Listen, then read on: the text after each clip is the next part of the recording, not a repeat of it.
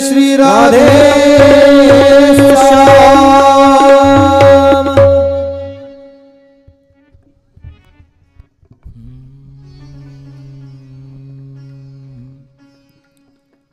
हरि हरि हरि हरि हरि हरि योऽन्तः प्रविश्य मम वाचमिमां प्रसुप्तां सञ्जीवयत्यखिलशक्तिधर स्वधाम्ना अन्यसहस्रचरणश्रवणत्वगादीन् प्राणान्नमो भगवते पुरुषाय तुभ्यम्।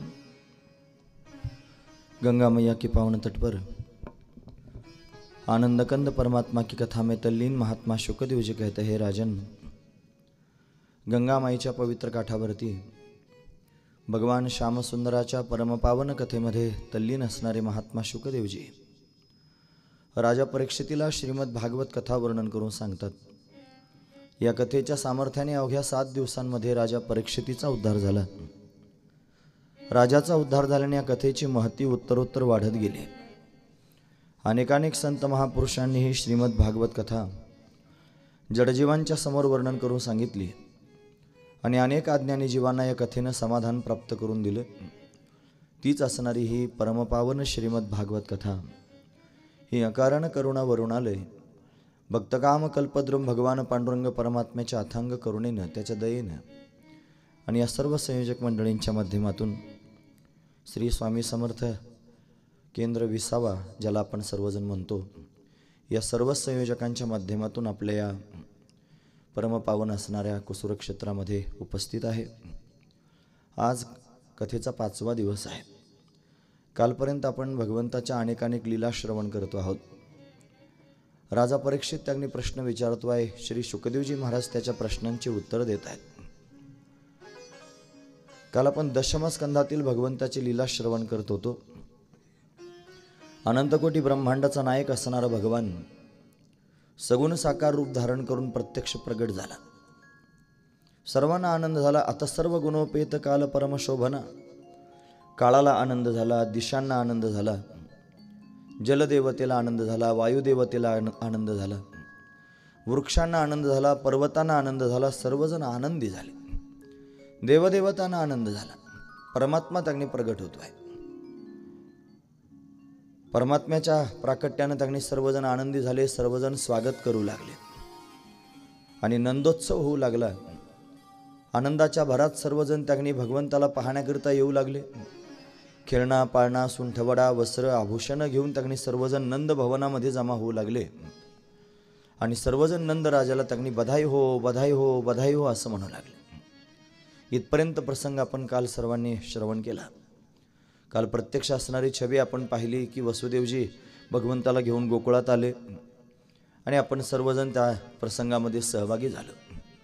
आज पुढील आपल्याला भगवंताची लीला श्रवण करायची आहे। आज मोठा आनंदाचा क्षण, आनंदाची पर्वणी आहे।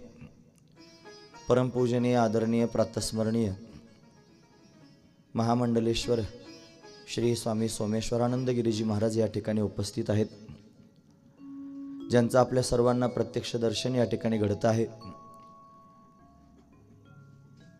भगवंताच्या चिंतनामध्ये अखंड त्यागणे तल्लीन असणारे महाराज या सर्व मंडळाच्या आग्रहास्तव आपल्या सर्वांना दर्शन देण्याकरिता इथपर्यंत येऊन पोहोचलेले आहेत। त्यांचं पाद्यपूजन मगाशी एका सत्रामध्ये झालं। कथाविराम झाल्यानंतर महाराज थोडंसं आपल्यासमोर आशीर्वादपर त्यांनी बोलणार सुद्धा आहेत। कथा होईपर्यंत महाराज या ठिकाणी थांबणार आहेत। आपण सर्वजण भाग्यवान आहोत। भगवंताची कथा असावी आणि साधुसंतांचं आगमन व्हावं हा एक शुभ संकेत असतो।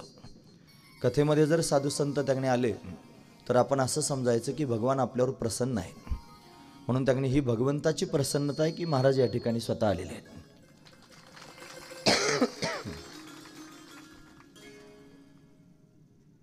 महाराज आता श्रवण करणार आहेत। आपल्याकडं 1.25 तास आहेत। निवड्या म्हणजे 9 वाजेपर्यंत आपण आता बोलणार आहोत।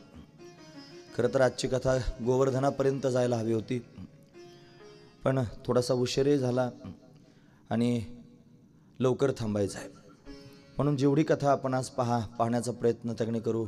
भगवान त्याने बुद्धी देतील त्या पद्धतीनं आज आपण भगवंताची कथा पाहू। जन्मोत्सव होतो आहे। जन्मोत्सव सर्वच ठिकाणी साजरा करतात। वर्षातून एकदा गोकुळाष्टमी येते आणि सगळे लोक गोकुळाष्टमी साजरी करतात, कृष्ण जन्म साजरा करतात। श्रीमद भागवत कथा असली की भागवतात चौथ्या दिवशी कृष्ण जन्म होतो। सर्वजण कृष्ण जन्म साजरा करतात। असा कथेमध्ये कृष्ण जन्म साजरा होणं किंवा त्यांनी वर्षातून एकदा कृष्ण जन्म साजरा होणं हे तर सर्वांनाच माहिती आहे। पण अजून एक गोष्ट आपल्याला माहित असायला हवी। ती जर काय असेल तर आपल्या जीवनामध्ये कृष्ण जन्म व्हावा। आपल्या जीवनामध्ये आपल्या आयुष्यामध्ये कृष्ण जन्म व्हावा। तो आयुष्यात कृष्ण जन्म होणं म्हणजे काय? आपल्या जीवनामध्ये मोक्षरूपी कृष्ण प्रगट व्हावा। तो प्रगट करण्याकरिताच, ती गोकुळाष्टमी करण्याकरिताच, तो जन्मोत्सव करण्याकरिताच, तो आनंदाचा उत्सव करण्याकरिताच आपल्याला मनुष्य शरीर मिळालेलं आहे। आपण कालपासून मनु आणि शतरूपाचं चरित्र पाहतो। आपल्या स्वतःला मानव आपण म्हणून घेतो। पण मानव का प्रगट झाला? भगवंतानं मानवाला का जन्म दिला? त्याचं कारण हेच आहे की त्यानं मोक्षरूपी परमात्मा प्राप्त करून घ्यावा, पण त्याच्या प्राप्तीकरिता अट्टहास करावा। या कथा तर आपण कायमस्वरूपी ऐकतच असतो, अनेक वेळेला ऐकल्या। तुम्हीच माणसं नारायणगावला कथा ऐकण्याकरिता होते। परिसरात चांगली कथा असली की सगळी माणसं ऐकण्याकरिता चांगली असतात आणि तीच माणसं ऐकतात, पुन्हा पुन्हा ऐकतात। मग ते ऐकत असताना चांगली महाराज फक्त त्यातल्या गोष्टीच लक्षात ठेवायच्या की वसुदेव देवकीचा छळ झाला, कंसानं छळ केला, असं त्यांनी झालं, मग कृष्ण जन्म झाला, मग कंसाला मारून टाकलं। कथा तर सर्वच लोकांना माहिती आहे, पण त्या कथेतला भाव कळत जावा। कथा कशाकरिता ऐकायची हे कळालं पाहिजे। त्या कथेचा आणि आपल्या जीवनाचा आपण संबंध जोडला पाहिजे। तो संबंध आपल्याला जेव्हा कथेबरोबर जोडता येईल आपल्या जीवनाचा, तेव्हा खऱ्या अर्थानं कथा आपल्या जीवनामध्ये उतरेल आणि ती कथा जीवनात उतरल्यानंतर मग खऱ्या अर्थाने आपल्या जीवनामध्ये मोक्षरूपी परमात्मा प्रगट होईल आणि त्याच्या प्राकट्यानं आपले जीवन मंगलमय होऊन जाईल। सर्वत्र आनंद त्याने आपल्या जीवनामध्ये भरून जाईल। म्हणून याही अंगाने कधीतरी कथेला पाहिलं पाहिजे। म्हणून त्यांनी कृष्ण प्रगट झाला आणि तो मथुरेमध्ये प्रगट झाला हे आपण सर्वजण ऐकतो। मग मथुरा शब्द आला की सर्वजण उत्तर प्रदेशाकडे धावतात। ते म्हणतात उत्तर प्रदेशामध्ये मथुरा आहे, तिथंच त्यांनी गोकुळ आहे, तिथंच कृष्ण जन्म झाला। पण तात्विक दृष्टीने जर पाहायचं ठरलं तर हे सगळंचे सगळं चित्र आपल्याच जवळ आहे। आपलं हे शरीर हीच मथुरा आहे महाराज। मनुष्य शरीर ही मथुरा आहे। याला मधुरेती ती मथुरा, ज्याच्यामध्ये विषयाचं सुख मधुर वाटतं त्याला मथुरा म्हणतात। मधुरेती, जी मधुर वाटतं, विषयाचं सुख। 5 प्रकारचे विषय आहेत, शब्द, स्पर्श, रूप, रस, गंध, 5 विषय आहेत। एका एका विषयाच्या संगतीने एक एक जीव मारला जातो। शब्दाची संगती हरणाला झाली, जो पारध करणारा त्यांनी मनुष्य आहे, त्यानं वाघूर लावलं आणि झाडावर त्यांनी बासुरी वाजवत त्यांनी बसला। त्या सुंदर असणाऱ्या स्वरांना ऐकत हरणी धावत आली आणि जिथं वाघूर लावलेलं आहे त्याच्यामध्ये त्यांनी पाय आड गुंतून त्यांनी स्वतःला तिनं बांधून घेतलं, त्यानं मारून टाकलं महाराज। शब्द विषयानं हरण मारला गेला, स्पर्श विषयानं हत्ती मारला जातो। हत्तीला हत्तीनीचा स्पर्श फार प्रिय वाटतो। मग हत्ती पकडणारे लोक मोठा खंदक घेतात, मोठा खड्डा घेतात। हत्ती मावेल एवढा खड्डा असतो। एक लाकडाची हत्तीन तयार करून आणतात, त्या खड्ड्याच्या शेजारी ठेवतात आणि त्या खड्ड्यावर त्यांनी छोट्या छोट्या काड्या टाकून वरतून गवत टाकून देतात। तो हत्ती उन्मत्त होऊन त्यांनी महाराज त्या हत्तीनीला स्पर्श करण्याकरिता येतो आणि खड्ड्यात पडला की मारला जातो। ते हत्ती पकडणारे लोक त्या हत्तीला मारून टाकतात। स्पर्श विषयानं हत्ती मारला जातो। शब्द, स्पर्श, रूप विषय, हे दिवे आपण पेटवले, मोठे मोठे हॅलोजन आपण लावले। पूर्वीच्या काळात असे फक्त दिवे असायचे घरात। एक किडा असतो छोटासा, त्याला पतंग म्हणतात। तो पतंग नावाचा किडा त्या दिव्यावर झेप टाकतो आणि स्वतःच्या जीवाची पर्वा न करता महाराज त्याच्यावर झेप टाकून स्वतःला जाळून टाकतो। त्या रूपानं आसक्त होतो, रूपासक्ती आहे, त्यानं आसक्त होऊन स्वतःला जाळून टाकतो महाराज। पतंग, शब्द, स्पर्श, रूप, रस, रस नावाचा विषय आहे। मासा, आमिषाच्या मिसे, गळगिळी मासा, तो मासे पकडणारा असतो, तो त्यांनी गळ तयार करतो आणि त्याला त्यांनी उंडी लावतो। ती त्यांनी कणकेची असते आणि पाण्यात सोडली जाते। माशाला असं वाटतं खाण्याचा पदार्थ आहे म्हणून मासा त्या उंडीला खातून त्याच्या घशातच तो गळ अडकतो, मासा मारला जातो। रसानं गंध नावाचा विषय आहे पाचवा, ज्याच्यामध्ये भुंगा अडकून पडतो. कमळामध्ये त्यांनी कमलिकेत सूर्यप्रकाशिनी, सूर्यविकासिनी आणि चंद्रविकासिनी दोन प्रकारच्या कमलिका असतात. सूर्योदयानं उमलते आणि चंद्रोदयानं उमलते अशा दोन कमलिका असतात. फार सुगंध त्याच्यात असतो. त्या सुगंधात त्यांनी अशा पद्धतीने तो भोवरा गुंतून पडतो आणि त्या कमलिकेचे अशा पाकळ्या मिटून गेल्या की जो लाकडाला सुद्धा कर्र करत त्यांनी छिद्र पाडून जाऊ शकतो, तो कोमल असणाऱ्या पाकळ्यांना छिद्र पाडून जाऊ शकत नाही. का तर गंध नावाच्या विषयात अडकून पडतो. एका एका विषयाच्या संगतीने एका एका जीवाला मरावं लागतं, अधोगतीला जावं लागतं. तर एकाच वेळेला 5 विषयांचं सेवन करणाऱ्या जीवाचं काय होत असेल? हे जे मनुष्य शरीर आहे, या माणसाच्या शरीरामध्ये एकाच वेळेला 5 विषयांना भोगलं जातं. म्हणून 5 विषय ज्या ठिकाणी गोड वाटतात त्यालाच मथुरा म्हणतात. मधुरेती ती मथुरा. ही माणसाचं शरीर हीच मथुरा आहे. पण या माणसाच्या शरीरात फार विशेषत्व आहे महाराज. याच्यात जसे विषय गोड त्यांनी वाटतात तसं आत्मसुखही त्यांनी गोड वाटतं. आत्मसुखही प्राप्त करून घेता येतं. जेव्हा आत्मसुखाची गोडी प्राप्त होते तेव्हा विषयाची गोडी त्यांनी विटून जाते. आत्मसुखाची या गोडी विटे जो का सकळ विषया, माऊली म्हणतात. ज्याला आत्मसुखाची गोडी त्यांनी प्राप्त झाली त्याला विषयांमध्ये रस वाटत नाही. म्हणून आत्मसुखाकडे त्याला जाता येतं. ती सुद्धा प्रक्रियाच आहे. या मनुष्य शरीररूपी मथुरेमध्ये राजा राहतो. त्या राजाचं नाव आहे कंस. कंस म्हणजे कोण माहिती आहे? आपल्या प्रत्येकाच्या ठिकाणी असणारा मी. हा मी म्हणजे अहंकार. अहंकार रूपी कंस आहे आणि तो या मथुरा शरीररूपी मथुरेमध्ये वास्तव्य करतोय. देह अहंकार. मी देह आहे, मी शरीर आहे, मी जीव आहे, मी अमक्याचा मुलगा आहे, मी अमक्या धर्माचा आहे, अमक्या पंथाचा आहे, अमक्या वर्ण आश्रमाचा आहे. हा जो अहंकार आहे हा अहंकार त्यांनी कंस आहे. हा कंस त्यांनी जाईल कधी? हा अहंकार जाईल कधी? ज्या वेळेला त्यांनी ब्रह्मज्ञान प्राप्त होईल, ब्रह्मबोध प्राप्त होईल, स्वरूपाचं ज्ञान प्राप्त होईल, तेव्हा ते जाईल. मग हे ज्ञान होतं केव्हा? कोणाच्या घरी ज्ञान प्रगट होईल? हे ज्ञान प्राप्त होण्याकरिता दोघांची गरज आहे महाराज. श्रद्धा आणि विश्वास. श्रद्धावानालाच ज्ञान प्राप्त होतं, अश्रद्धा पुरुषाला ज्ञान प्राप्त होत नाही. म्हणून श्रद्धा विश्वास म्हणजे वसुदेव आणि देवकी. श्रद्धा विश्वासरूपी वसुदेव देवकीला अहंकार रूपी कंसानं हृदयरूपी कारागृहामध्ये त्यांनी बंदिस्त करून टाकलं. यथाकाल त्यांनी वसुदेव देवकीला 6 लेकरं झाली आणि 6 लेकरं त्यांनी महाराज कंसानं मारून टाकले. ही 6 लेकरं म्हणजे षडविकार. काम, क्रोध, लोभ, मोह, मद, मत्सर, दंभ. हे सगळेची सगळे त्यांनी महाराज लेकरच आहेत आणि ते मारावे लागतात, मारावे लागतील. दुसऱ्या कोणी नाही. तुम्ही जर म्हणाल महाराज त्यांनी आम्हाला हे सांगितलं, तुम्ही काम यश क्रोध यश रजोद्गुण समुद्भव, हे भजन मार्गात अडथळा निर्माण करणारे आहेत, आमचे तेवढे काम करू तुम्ही घालून टाका. कोणी घालवत नाही. हे जर घालवायचे असतील तर ज्याचे त्यांनीच घालवावे लागतात. आपुले आपण करा सोडवण आणि संसार बंधन तोडावे गे. या विकारांना आपण घालवावे लागेल. म्हणून त्यांनी मी म्हणजे कंस, अहंकार म्हणजे कंस. या मीनच, या अहंकारानंच त्यांनी षडविकार घालवावे लागतील, आपले आपणच घालवावे लागतील. मग षडविकार गेल्यानंतर 7वा गर्भ येत असतो, 7वा जन्माला येतो. त्याचं नाव आहे बलराम. बलराम म्हणजे ज्ञान. ज्ञानरूपी बलराम. ज्ञानाचं बल प्राप्त व्हावं आणि ज्ञानाच्या बलानं मोक्षापर्यंत जावं. म्हणजे ज्ञान हे अवांतर प्रयोजन फल आहे आणि मोक्ष हे परम प्रयोजन फल आहे. आधी ज्ञान येतं आणि मग मोक्ष येतो. आधी ज्ञान जीवनामध्ये झालं पाहिजे. कशाचं ज्ञान? गुरुजी म्हणायचे, गुरुजी म्हणजे वैकुंठवासी रंगनाथ महाराज परभणीकर. ते म्हणायचे कशाचं ज्ञान रे, कांद्याचं का वांग्याचं? लोकांच्या समोर प्रश्न विचारायचे. अरे ज्ञान, ज्ञान म्हणजे काय? ते म्हणायचे मी आत्मा ब्रह्मरूप आहे असं ज्ञान व्हावं. मी आत्मा आहे आणि आत्माच ब्रह्मरूप आहे असं अद्वैत ज्ञान प्राप्त व्हावं. हे खरं ज्ञान आहे, स्वरूपाचं ज्ञान आहे. म्हणून त्यांनी त्या बोधापर्यंत गेलं पाहिजे.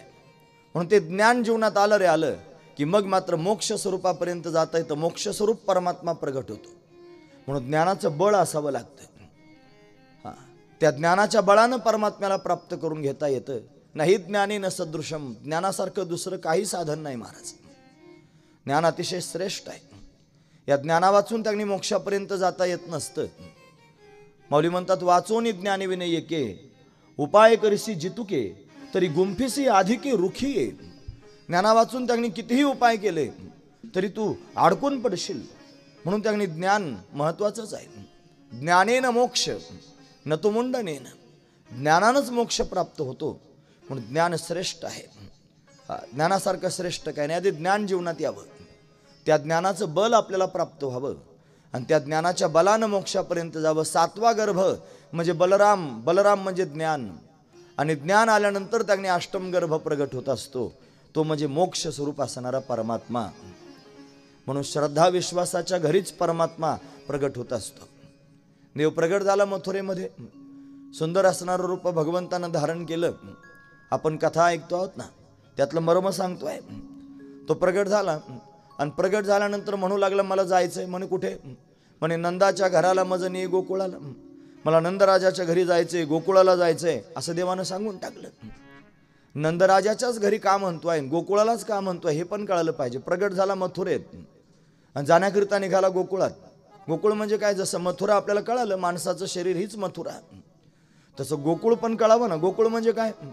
गोनाम इंद्रिय आणि कुळनाम समूह. इंद्रियांच्या समूहालाच गोकुळ म्हणावं. डोळे, कान, नाक, हात, पाय हे सर्वचे सर्व इंद्रिय आहेत. हे इंद्रिय त्यागणी महाराज विषयाच्या मागे धावत राहतात, विषयाचं चिंतन करतात. याच इंद्रियांनी विषयाचं चिंतन न करता भगवंताचं चिंतन करावं. या डोळ्यांनी त्यांनी भगवंताचं रूप पाहावं. या कानांनी त्यांनी महाराज भगवंताचे गुणांवाद ऐकावेत. मुखानं त्यांनी महाराज भगवंताचा प्रसाद ग्रहण करावा. नाकाने भगवंताच्या वक्षस्थलावर असणाऱ्या तुलसींचा गंध त्यांनी स्वीकारावा. भगवंताचं त्यांनी महाराज सेवा करण्याकरिता हातांनी पुढे सरसावलं जावं. पायांनी भगवंताच्या दिशेनं चालावं. कपाळ भगवंताच्या चरणावर त्यांनी लागावं. हे सगळेची सगळी इंद्रिय भगवंताच्या दिशेनं त्यांनी प्रवास करावेत. याचं नाव आहे गोकुळ. गोनाम इंद्रिय आणि कुळनाम समूह. इंद्रियांच्या समूहात परमात्मा आला पाहिजे. इंद्रियांना दुसरा विषयच नसावा. डोळ्यांना आवडावं परमात्म्याचं रूप पाहायला. साधू संतांनी उपदेश केला महाराज डोळ्यांना, कानांना. तुम्ही ऐका रे कान माझ्या विठोबाचे गुण, माझ्या विठोबाचं रूप तुम्ही त्यांनी डोळे भरून पहा. डोळे तुम्ही घ्या रे सुख, पहा विठोबाचे मुख. मनात तेथे धाव घेई, मन सुद्धा इंद्रियच आहे. राही विठोबाच्या पायी. असे अनेक प्रमाण आपल्याला पाहता येतील. त्यापेक्षा जगद्गुरु तुकोबारांचं प्रमाण सांगतो. ते म्हणतात, माझ्या इंद्रियांशी लागले भांडण, मनतील कान रसना झाली, करीती तळमळ हस्तपाद भाड, नेत्राशी दुकाळ पडेला थोर. इंद्रियांना भांडण लागलं भगवंताच्या दर्शनाकरता. म्हणून त्यांनी भगवान गोकुळात जायचं म्हणतोय. म्हणजे त्यांनी महाराज हृदयामध्ये प्रगट झालेला हा परमात्मा तो सर्व इंद्रियांच्या माध्यमातून भोगण्यास योग्य व्हावा, अशी असणारी स्थिती व्हावी म्हणून गोकुळात जायचं म्हणतो. पण कुठे? नंदराजाच्या घरी. नंद आणि यशोदेच्या घरी भगवंताला जायचंय. ही नंद यशोदा म्हणजे कोण? जसे वसुदेव आणि देवकी म्हणजे श्रद्धा आणि विश्वास, तसं नंद आणि यशोदा म्हणजे भक्ती आणि भाव. तुम्हाला इंद्रियांच्या माध्यमातून भगवंताला कधी भोगता येईल? जेव्हा तुमच्या अंतःकरणात भक्ती प्रगट होईल, जेव्हा तुमच्या अंतःकरणात भाव प्रगट होईल.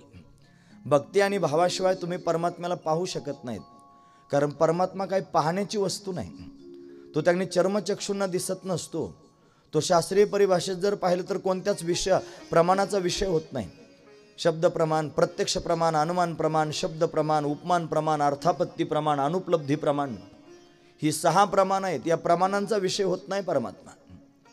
परमात्मा मनाचा विषय होत नाही. परमात्मा वाणीचा विषय होत नाही. परा, पश्यंती, मध्यमा, वैखरी 4 वाणी आहेत. कोण्याच वाणीचा विषय होत नाही. मन वाचातीत तुझे हे स्वरूप, म्हणून या माप भक्ती केली. भक्ती असल्याशिवाय परमात्म्याविषयी बोलता यायचं नाही. नाहीतर तो त्याच्या मस्तीत मस्त आहे. त्याच्याविषयी बोलण्याकरिता शब्द तिथपर्यंत जात नाही. तो शब्दांच्या पलीकडचा आहे. आपला सगळा त्यांनी दुकान शब्दांमधला आहे. हा शब्दांचा खेळ आहे. आपण शब्दांमध्ये खेळतो. परमात्मा त्याच्या पलीकडे आहे. पण त्याच परमात्म्याला जर तुम्हाला भोगायचं असेल तर माप करावं लागेल भक्तीचं. पण भक्तीची या मापे मोजितो अनंता, इतरांनी तत्वता न मोजवे. आणि फक्त भक्ती असून चालत नाही, फक्त भक्तीची क्रिया असून चालत नाही. त्या भक्तीमध्ये भाव असावा लागेल. म्हणून त्यांनी भाव, तो भावही महत्वाचाच आहे. पण भक्ती आणि भाव यांच्या घरी भगवान जाण्याचा विचार करतोय. त्यांच्या घरी मला नेऊन घाला म्हणतोय. भक्ती आणि भाव म्हणजे नंद आणि यशोदा निघाले भगवान जाण्याकरिता. आपण काल पाहिलं भगवान बालरूप धारण करून त्यांनी प्रगट झाले. वसुदेवानं त्यांनी महाराज भगवंताला हातात घेतलं. बंधनं गळून गेले, बंधनं गळाली, तुटून गेली बंधनं. का बरं तुटली माहिती आहे? मोक्षरूपी परमात्मा जीवनामध्ये प्राप्त झाला की बंधनं सहजच गळतात महाराज. म्हणून तोपर्यंत बंधनं गळायची नाहीत.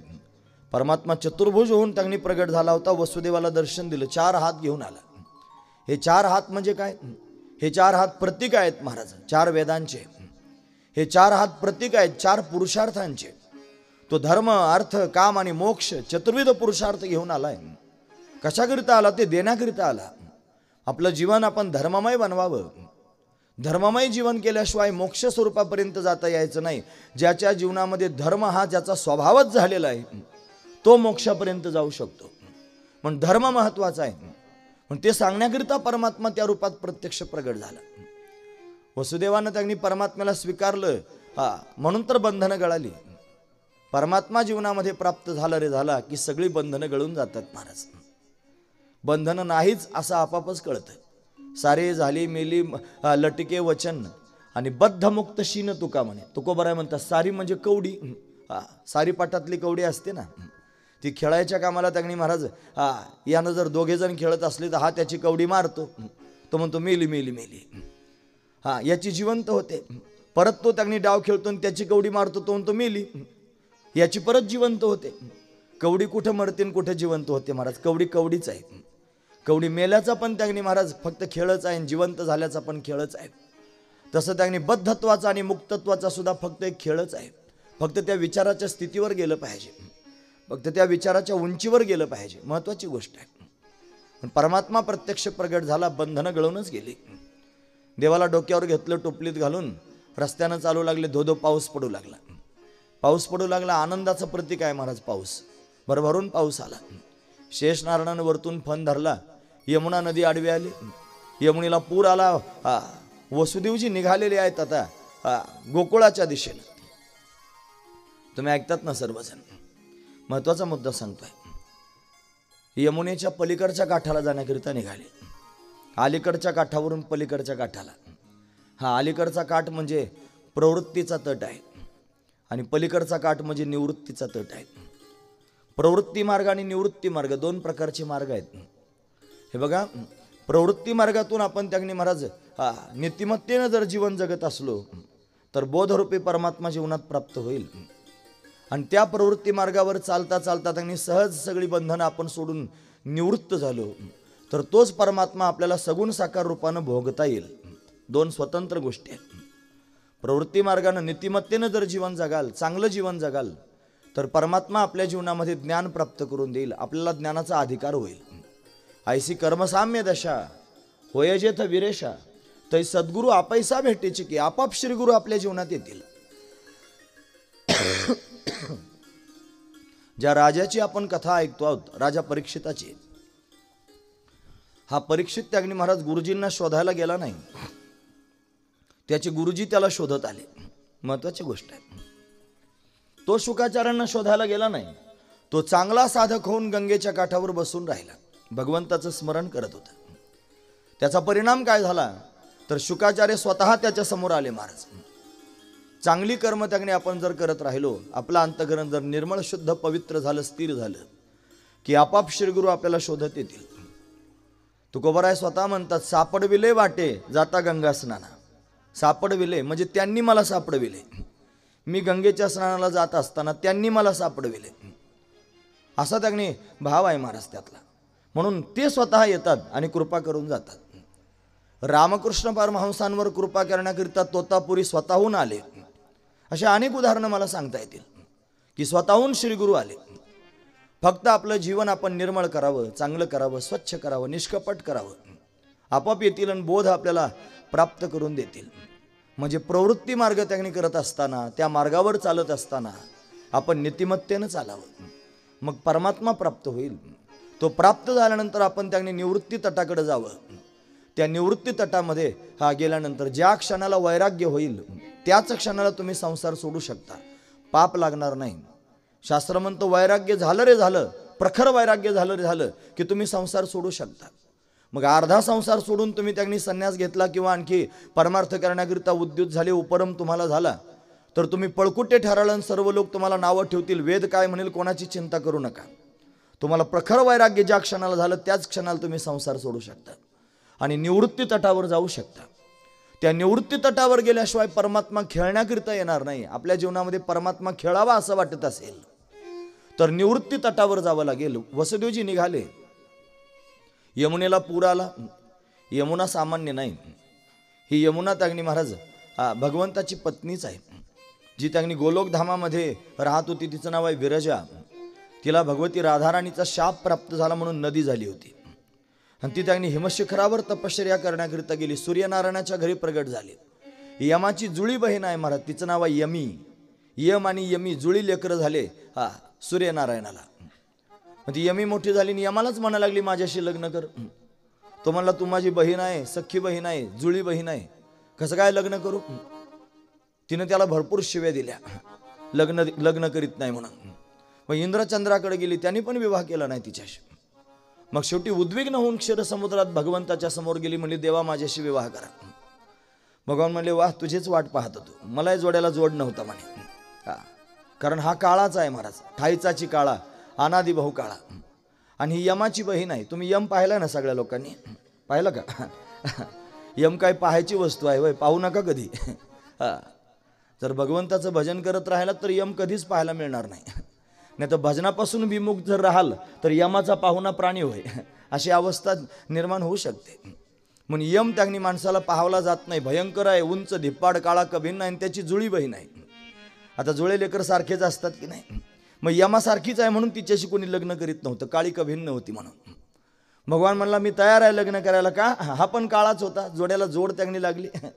मला मी विवाह करील पण आता नाही करणार. मग तू ये म्हणे द्वापार युगामध्ये, मग तुझ्याशी विवाह करतो. उद्विग्न झाली. हिमशिखरावर तिनं त्यांनी उडी मारली महाराज.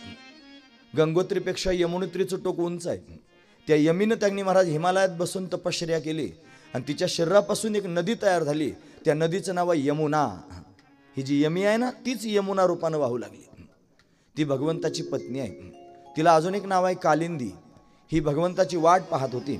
तिला एवढा मोठा पूर आला महाराज, वसुदेवानं न घाबरता पुरात प्रवेश केला. घोट्याचं पाणी गुडघ्याला, गुडघ्याचं कमरेला, कमरेचं छातीला, छातीचं गळ्याला लागू लागलं वसुदेवाच्या. देवानं ओळखलं की ही का उचंबळून वाहती आहे, हिला माझ्या त्यांनी दर्शनाची अपेक्षा आहे. भगवंतानं चरणस्पर्श तिला केला. पायाचा अंगठा लावल्याबरोबर त्यांनी दुभंगली. तिनं रस्ता दिला महाराज. का अंगठा लावला पायाचा? तिला आश्वासन दिलं, चिंता करू नकोस, मी आलेलो आहे. अगदी थोड्या वेळात तुझ्या वाळवंटात खेळायला येतो. आश्वासन. आता लोक आश्वासन कशानं देतात? हातानं देतात का पायानं? हातानं देतात ना, असं असं करून. पण त्यानं पायानं दिलं. म्हणे पायानं का आश्वासन दिलं? त्याचं कारण सांगतात साधू संत, भाव सांगतात अनेक प्रकारचे. ते म्हणले तिला हाताची आवश्यकता नव्हती, ती पत्नी आहे ना भगवंताची, तिला चरणस्पर्शाची गरज होती. म्हणून चरणांचा स्पर्श करून सांगितलं की हे चरण घेऊन आलोय, खेळणार आहे थोड्या वेळाने, चिंता करू नकोस. दुभंगली. ही दुभंगण्यामागे काहीतरी कारण आहे. का दुभंगली? त्याचं कारण आहे महाराज. ही यमुना स्वतःचं अंतकरण भगवंताच्या समोर प्रगट करून सांगते आहे, देवा एवढ्या दिवसापासून वाट पाहते आहे, अंतकरणापासून त्यांनी तुझ्या भेटीची ओढ लागलेली आहे. कशाचं चिंतन नाही, फक्त तुझं चिंतन करते आहे. हृदय प्रगट केलं भगवंताच्या समोर आणि प्रगट करून त्यांनी सांगते आहे, बघ माझा अंतकरण असा आहे. तुकोबाराय सुद्धा म्हणतात ना, जाळोनी संसार बैसलो अंगणी, तुझे नाही मनी मानसी. हे काय आहे? हृदय प्रगट करून सांगणंच आहे. म्हणून कधीतरी एकांतात बसून भगवंताच्या समोर आपलं हृदय प्रगट केलं पाहिजे महाराज. आपल्याला लोकांतच सुचून देत नाही. लोकांमध्ये त्यांनी दिवसभर सगळ्या प्रकारच्या अनेक प्रकारचे विषय हाताळावे लागतात, अनेक प्रकारच्या चर्चा कराव्या लागतात. बरं मोकळे धंदे जास्त असतात त्याच्यात. पुन्हा देवाबरोबर बोलायला कुठे वेळ आहे कोणाला? म्हणून त्यांनी महाराज एकांतात बसून भगवंताबरोबर जोपर्यंत संवाद करणार नाहीत तोपर्यंत जीवनाची गाडी त्या परमतत्वापर्यंत जाऊ शकत नाही.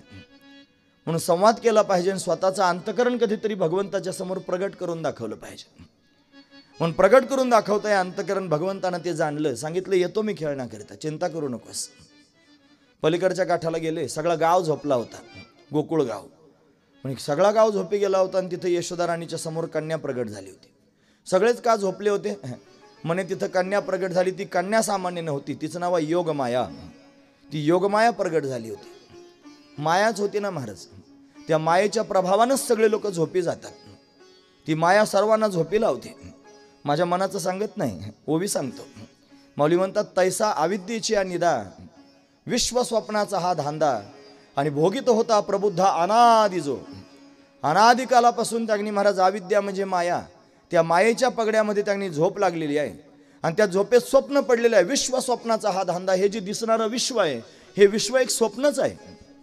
आणि कशातलं स्वप्न आहे? हे अविद्यारूपी निद्रेत प्राप्त झालेलं स्वप्न आहे, अज्ञानरूपी झोप आहे.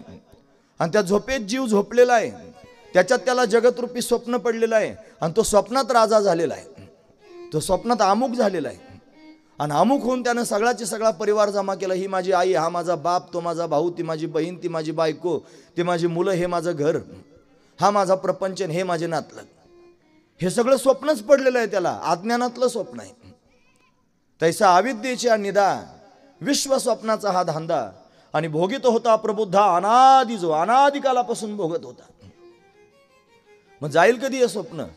महाराज म्हणतात, तो महावाक्याचे नावे, गुरुकृपेचे निथावे, माथा हातू ठेविला नव्हे थापटीला जैसा.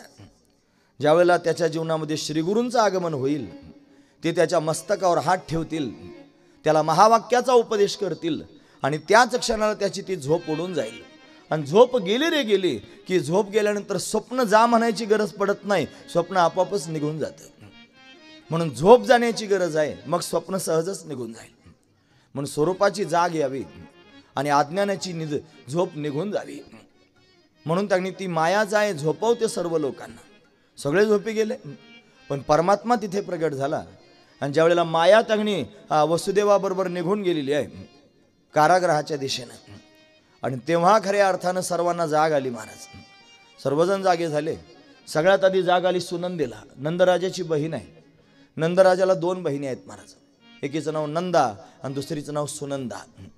त्याच्यातली सुनंदा आली होती यशोदा राणीची सेवा करण्याकरता. म्हातारपणाला मुलगा होणार होता यशोदेला, बरंच वय झालं होतं आणि साधू संतांच्या आशीर्वादानं पुत्र प्राप्त होणार होता.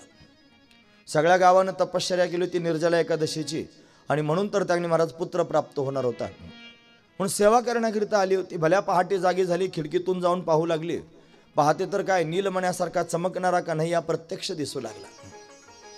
फार समाधान वाटलं. घाईघाईने पळत गेली, यशोदेला जागा केलं. वहिनी जाग्या व्हा, तुम्हाला मुलगा झाला. यशोदा राणी जागी झाली, कन्हैयाला पाहू लागली, हृदयाला लावलं. भक्ती आहे ना महाराज, भक्तीच्या या पोटी बोध काकडा ज्योती, हा भक्तीच्या पोटी प्रगट झालेला बोध आहे.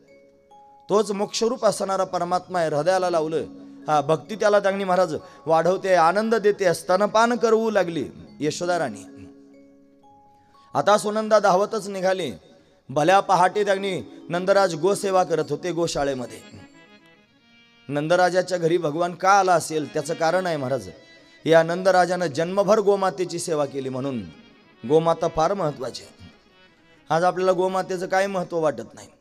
मी जर त्यांनी असा आध्यात्मिक दृष्टीनं पारमार्थिक दृष्टीनं गोमाता सांगायला लागलो, म्हणे ती सर्व देवमय असते, तिच्यामध्ये 33 कोटी देव राहतात.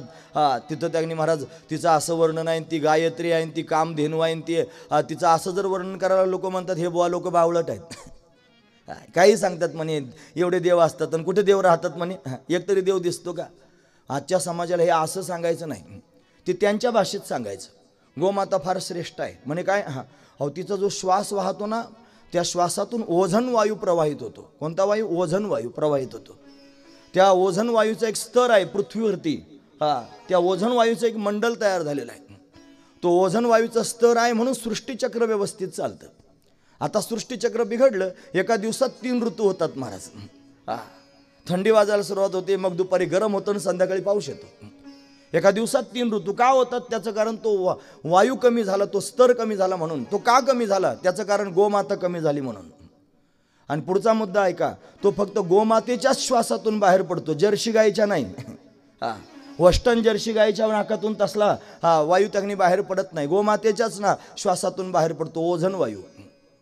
तिच्या पायाची जी खुरा आहेत ना, नापिक भूमिकून जर त्यांनी महाराज ती चालू लागली, बऱ्याच काळापर्यंत चालत राहिली, तर नापीक असणारी भूमी सुद्धा तिच्या त्या पायाच्या खुरांच्या घर्षणानं सुपीक होते, एवढं सामर्थ्य तिच्या खुरांमध्ये आहे. एवढी श्रेष्ठ आहे गोमाता. एखाद्याला जर बीपीचा त्रास असेल ना, त्यानं रोज गोमातेच्या पाठीवरून त्याने हात फिरवत राहायचा. काही म्हणायचं नाही, मंत्र नाही, तंत्र नाही, काय नाही, फक्त हात फिरवायचा प्रेमानं. हात जरी फिरवत राहिला तरी बीपीचा त्रास कमी होतो महाराज, बीपी कंट्रोलमध्ये राहतो गोमातेच्या पाठीवरून फक्त हात फिरवल्यामुळे. एखाद्याला जर टीबी झालेला असला तर ज्याला टीबी झालाय तो त्याला ज्या खोलीत तुम्ही ठेवता त्या खोलीमध्ये त्यांनी गोमातेच्या शेणानं सारवून काढायचं.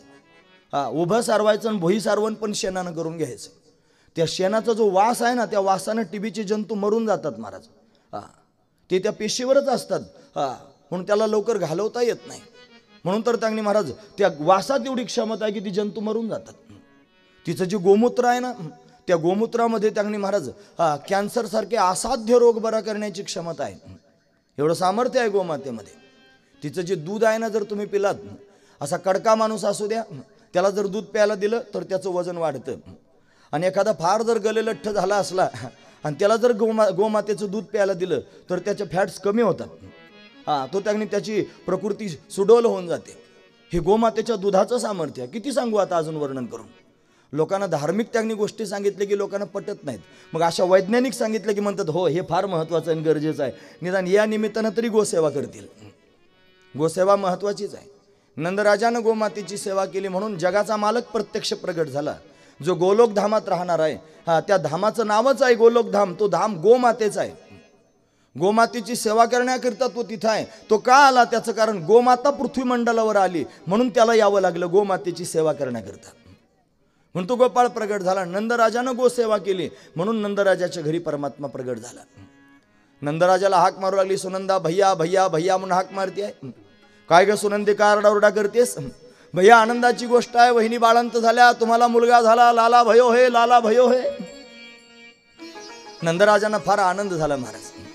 नवरत्नांची माळ काढून सुनंदीला देऊन टाकली. ही सुनंदा गवळण सगळ्या गावात सांगण्याकरिता फिरू लागली. पुत्र झाला यशोदेला, पुत्र झाला यशोदेला, पुत्र झाला यशोदेला, पुत्र झाला यशोदेला, झाला यशोदेला, पुत्र झाला यशोदेला. गवळण म्हणती, गवळण म्हणती, गवळण म्हणती गवळणीला. पुत्र झाला यशोदेला, पुत्र झाला यशोदेला, पुत्र झाला यशोदेला, पुत्र झाला यशोदेला, झाला यशोदेला, पुत्र झाला यशोदेला. एक धावती एके पुढे, एक वाटीत सुंट वडे. धावती एके पुढे, एक वाटीत सुंट वडे. वाण घेऊन या ताटी, नंदा घरी झाली दाटी, नंदा घरी झाली धाटी, नंदा घरी झाली दाटी. गवळण म्हणती, गवळण म्हणती, गवळण म्हणती गवळणीला. पुत्र झाला यशोदेला, पुत्र झाला यशोदेला, पुत्र झाला यशोदेला, पुत्र झाला यशोदेला, पुत्र झाला यशोदेला. गोपाल कृष्ण भगवान की जय. गवळण सांगे गवळणीला, पुत्र झाला यशोदेला. नंदराजाने नवरत्नांची माळ देऊन टाकली सुनंदेला.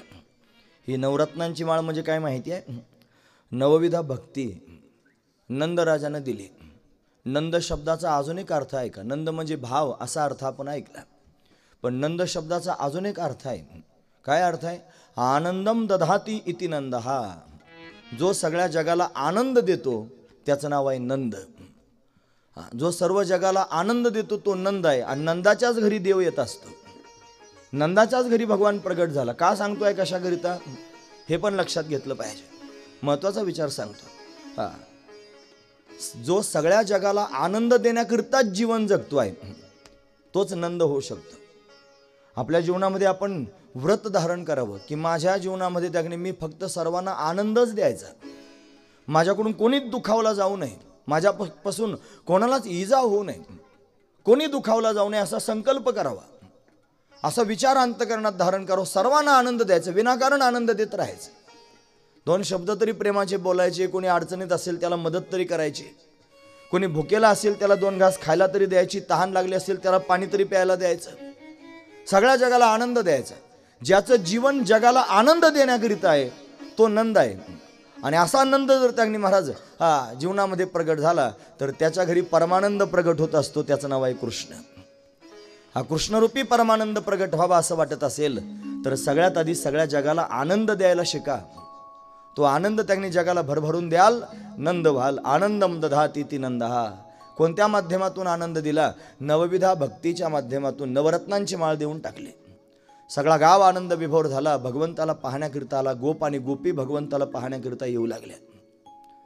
सर्वजण त्यांनी भगवंताला पाहतायत. पाळण्यामध्ये देवाला घातलेला आहे. काल आपण तो सोहळा प्रत्यक्ष पाहिला.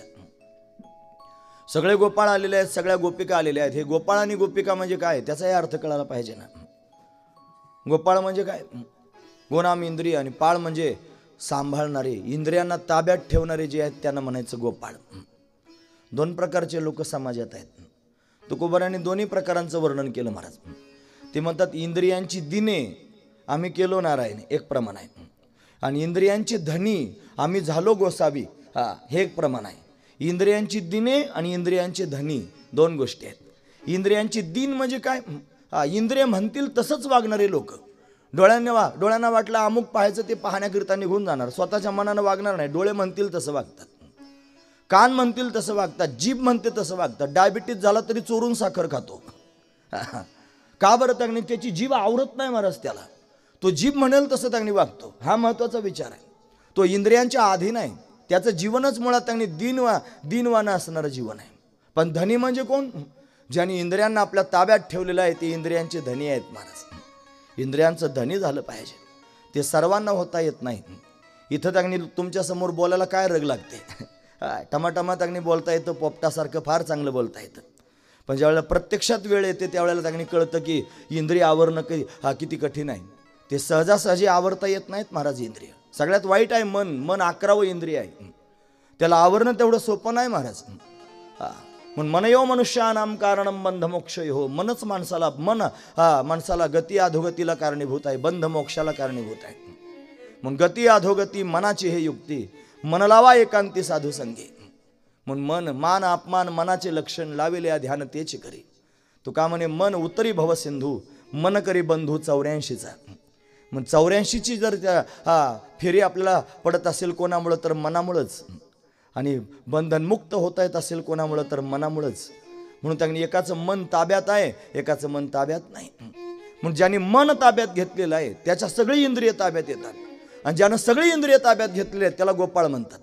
गोपाळ म्हणजे काय? ज्यानं सगळ्या इंद्रियांना आपल्या ताब्यात घेतलेलं आहे तो गोपाळ आहे. तोच भगवंताच्या लीलेत सहभागी होऊ शकतो. दुसऱ्यांना तिथे प्रवेश नाही महाराज.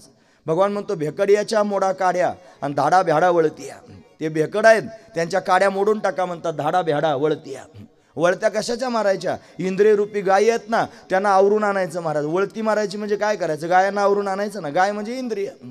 मग इंद्रियांना आवरण्याकरिता पाठवा म्हणतात, त्यांना जमत नाही. सगळी इंद्रिय त्यांना आवरता येत नाहीत. कठीण आहे इंद्रिय आवरणं. काल आपण पाहिलं व्यासदेवजी म्हणतात मात्रा स्वस्त्रा दोहित्रावा न विविक्ता सनो भवेद बलवान इंद्रिय ग्रामो विद्वांसामापी कर्षती. विद्या वाण जरी एखादा असला तरी सुद्धा इंद्रिय एवढे बलवान आहेत की ते त्याला सुद्धा आकृष्ट करून घेतात. म्हणून आईच्या, आपल्या मुलीच्या, आपल्या सुनेच्या, आपल्या बहिणीच्या यांच्या आसनावर शहाण्या माणसाने एकांतात सुद्धा कधी बसायचं नाही महाराज. जर बसलं तर इंद्रिय त्यांनी काय करतील सांगता येत नाही. आपण पाहतो आहोत महाराजांनी व्रत केलं की महिला वर्गाने त्यांनी स्पर्श करायचा नाही, दुरून त्यांना नमस्कार करायचा. फार सुंदर व्रत आहे महाराज. तुकोबराय म्हणतात स्त्रियांचा तो संग नको नारायणा, काष्टा या पाशाना मृत्युकेच्या. म्हणून त्यांनी एकांती लोकांती स्त्रियांशी भाषण आणि प्राण गेल्या जाणं करू नये. कशाकरिता? स्त्रिया टाकाव आहेत म्हणून किंवा स्त्रियांना त्यांनी अशा पद्धतीनं दुय्यम केलेलं आहे म्हणून अजिबात नाही. स्त्रियांची निंदा करायची म्हणून नाही. नारी की निंदा मत कर यारा, नारी रतन की खान, जिस नारी से पैदा हुए शुक भीष्म हनुमान, श्रेष्ठ आहे नारी. म्हणून त्यांनी महाराज यत्र नारी असतु पूज्यंते रमंती तत्र देवता, ही नारी म्हणजे शक्ती आहे, ही नारी म्हणजे भगवती आहे, ही नारी म्हणजे आई आहे आणि तिला आईचाच दर्जा देऊन त्यांनी वागलं पाहिजे. म्हणून त्यांनी महाराज जपून राहिलं पाहिजे. त्याच्या पुढचा मुद्दा अग्निकुंड समोनारी घृतपात्र समोनरा कशनश्चलती म्हणा. प्रकृती आहे आणि प्रकृती अशा पद्धतीने त्यांनी प्रवाहित होऊ शकते. म्हणून सावधान, या सगळ्या गोष्टी सावधानतेने त्यांनी पाहिल्या पाहिजे. म्हणून इंद्रिय त्यांनी आवरणं हा कठीण गोष्ट आहे, पण ज्याने आवरली तो गोपाळ होऊ शकतो आणि तो भगवंताच्या लीलेत प्रवेश करू शकतो. तोच खरा गोपाळ आहे. इंद्रियांचे धनी आम्ही झालो गोसावी. गोसावी म्हणजे गोस्वामी, गो नाम इंद्रियन, स्वामी म्हणजे मालक. आम्ही इंद्रियांचे मालक आहोत. म्हणून त्यांनी हे गोपाळ आहेत. गोपिका म्हणजे काय? गोपी शब्दाचा अर्थ असाच होतो महाराज. गोनाम इंद्रिय म्हणजे त्यांनी महाराज सगळे इंद्रिय, आणि या इंद्रियांच्या माध्यमातून भक्तिरसाचं पान करणारी जी वृत्ती, गोभी भक्तिरसम पिबंती, असा हा गोपी. गोनाम इंद्रिय, इंद्रियांच्या माध्यमातून भक्तिरसाचं पान करणारी जी वृत्ती आहे तिला म्हणायचं गोपी. हीच खरी गोपी आहे, जिच्या डोळ्यांना दुसरा काही विषय नाही. गोपी होण्याकरिता बाई व्हावं लागतं असं नाही. गोपी तर वृत्ती आहे. अंतकरणाच्या वृत्तीलाच गोपी होता येतं. ती वृत्तीच या सर्वांच्या माध्यमातून, वृत्तीच डोळ्यातून बाहेर पडते, वृत्तीच कानातून बाहेर पडते, वृत्तीच त्यांनी त्वगेंद्रियातून बाहेर पडते, वृत्तीच सर्व इंद्रियांच्या माध्यमातून पांगते. म्हणजे या वृत्तीला विषय असावा परमात्मा, तिच्या डोळ्यांना विषय असावा देव, कानांना विषय असावा देव, मुखाला विषय असावा देव, मनाला विषय असावा देव. म्हणून ज्याच्या सगळ्या इंद्रियांना विषय देवच झालेला आहे ती खरी गोपी आहे महाराज. पण ती सगळ्यांच्या समोर सांगायचं नाही. आमच्यासारखं उथळ पाण्याला खळखळाट फार असतं. जे खरे ज्ञानी असतात, पक्व झालेले असतात, ते मौन असतात महाराज. ते कोणाशी जास्त बोलत नाहीत. हे उथळ पाणीच खळखळ खळखळ खळखळ करीत राहतं. हा महत्त्वाचा विचार आहे. म्हणून हे जे प्रेम आहे लोकांच्या समोर त्यांनी सांगून जमत नाही, ते पोटात गोपनीय ठेवलं जातं. म्हणून गोपी शब्दाचा अजून एक अर्थ आहे, गोपायते हृदयम कृष्ण, याचा हा गोपी. आपल्या हृदयामध्ये ज्यानं त्यांनी महाराज परमात्म्याला गोपनीय रूपानं त्यांनी ठेवलेलं आहे, आणि तोच खऱ्या अर्थानं गोपी भावावर जाऊ शकतो. आणि हे नाहीच कळालं तर सोपं सांगतो, भगवंताच्या दर्शनाची, भगवंताच्या भेटीची, भगवंताच्या प्राप्तीची उत्कट असणारी अंतकरणातली इच्छा, तिचं नाव आहे गोपी. हीच आहे गोपी. या सगळ्या गोपी गोपाळ मिळून भगवंताला पाहण्याकरिता येऊ लागल्या. शृंगार करून त्यांनी येत आहेत. नटून थटून शृंगार करून सगळ्या गोपी भगवंताला पाहण्याकरिता येऊ लागल्या, गोपाळ पाहण्याकरिता येऊ लागले. सगळा गोकुळ गाव आनंदी झाला महाराज. आनंद विभोर होऊन गोकुळीच्या सुखा अंतपार नाही लेखा. बाळकृष्ण नंदा घरी आनंदल्या नर नारी, सर्वजण आनंदाने विभोर झाले. काय केलं आनंद साजरा करण्याकरिता? महाराज म्हणतात, गुढिया तोरणे करीती कथा गाती गाणे. गुढ्या उभारल्या, तोरणं लावली, कथा करू लागली, गाणी गाऊ लागली. या गुढ्या उभारल्या ना, कालपासून उभारलेल्या आहेत. आनंदाचं प्रतीक आहे महाराज गुढी. ही गुढी वर्षाच्या सुरुवातीला आपण उभारतो. का बरं उभारतो? या गुढीकडे जरा बारकाने पाहिलं तर त्याच्यात एक शास्त्र दडलेलं आहे. सगळ्यांना माहिती आहे गुढ्या उभारल्या जातात, पण का उभारतात हे माहीत नाही. आणि कशी उभारावी, त्या प्रत्येक गोष्टीमध्ये काय भाव आहे हा माहीत नसतो. जर कधी सांगितला गेला तर कळेल सुद्धा. महत्त्वाची गोष्ट आहे. या गुढीमध्ये दोन विरुद्ध गोष्टी आहेत महाराज. तुम्ही ऐकतात ना सर्वजण? महत्त्वाचा मुद्दा सांगतो. दोन विरुद्ध गोष्टी आहेत. हिला बांबू लावला जातो. बांबू असतो उभा, म्हणजे ऊर्ध्वमुख, वर तोंड करून असतो बांबू. आणि त्या गुढीवर तांब्या पालथा घातला जातो. तो खाली तोंड करून असतो, म्हणजे अधोमुख असतो. म्हणजे ऊर्ध्वमुख आणि अधोमुख असे दोन गोष्टी एकत्र केल्या जातात. त्याला पुन्हा त्यांनी महाराज वस्त्र लावलं जातं. त्याला पुन्हा त्यांनी महाराज आंब्याचा ढगळा, त्याच्यामध्ये लिंबाचा बार आणून अशा पद्धतीने बांधतात आणि गोड पुन्हा करतात. लिंब असतो कडू आणि त्याच्यात गोड असणारी गाठी आणून बांधतात. आणि असं सगळं तयार करून त्यांनी महाराज गुढी दारात उभी केली जाते. का बरं? हा जो कलश आहे याला आपण मंगल म्हणतो. आपल्या घरी त्यांनी महाराज आपण पूजा करतो त्यावेळेला कलश उपडा ठेवला जातो, त्याची पूजा केली जाते. आणि पालथा कशाला घालता? काही कारण असेल त्याच्या मागचं. त्याच्या मागचं कारण सांगतो. तुम्ही ऐकतात ना सर्वजण? महत्त्वाचा मुद्दा सांगतोय. त्याच्या मागे कारण आहे काय?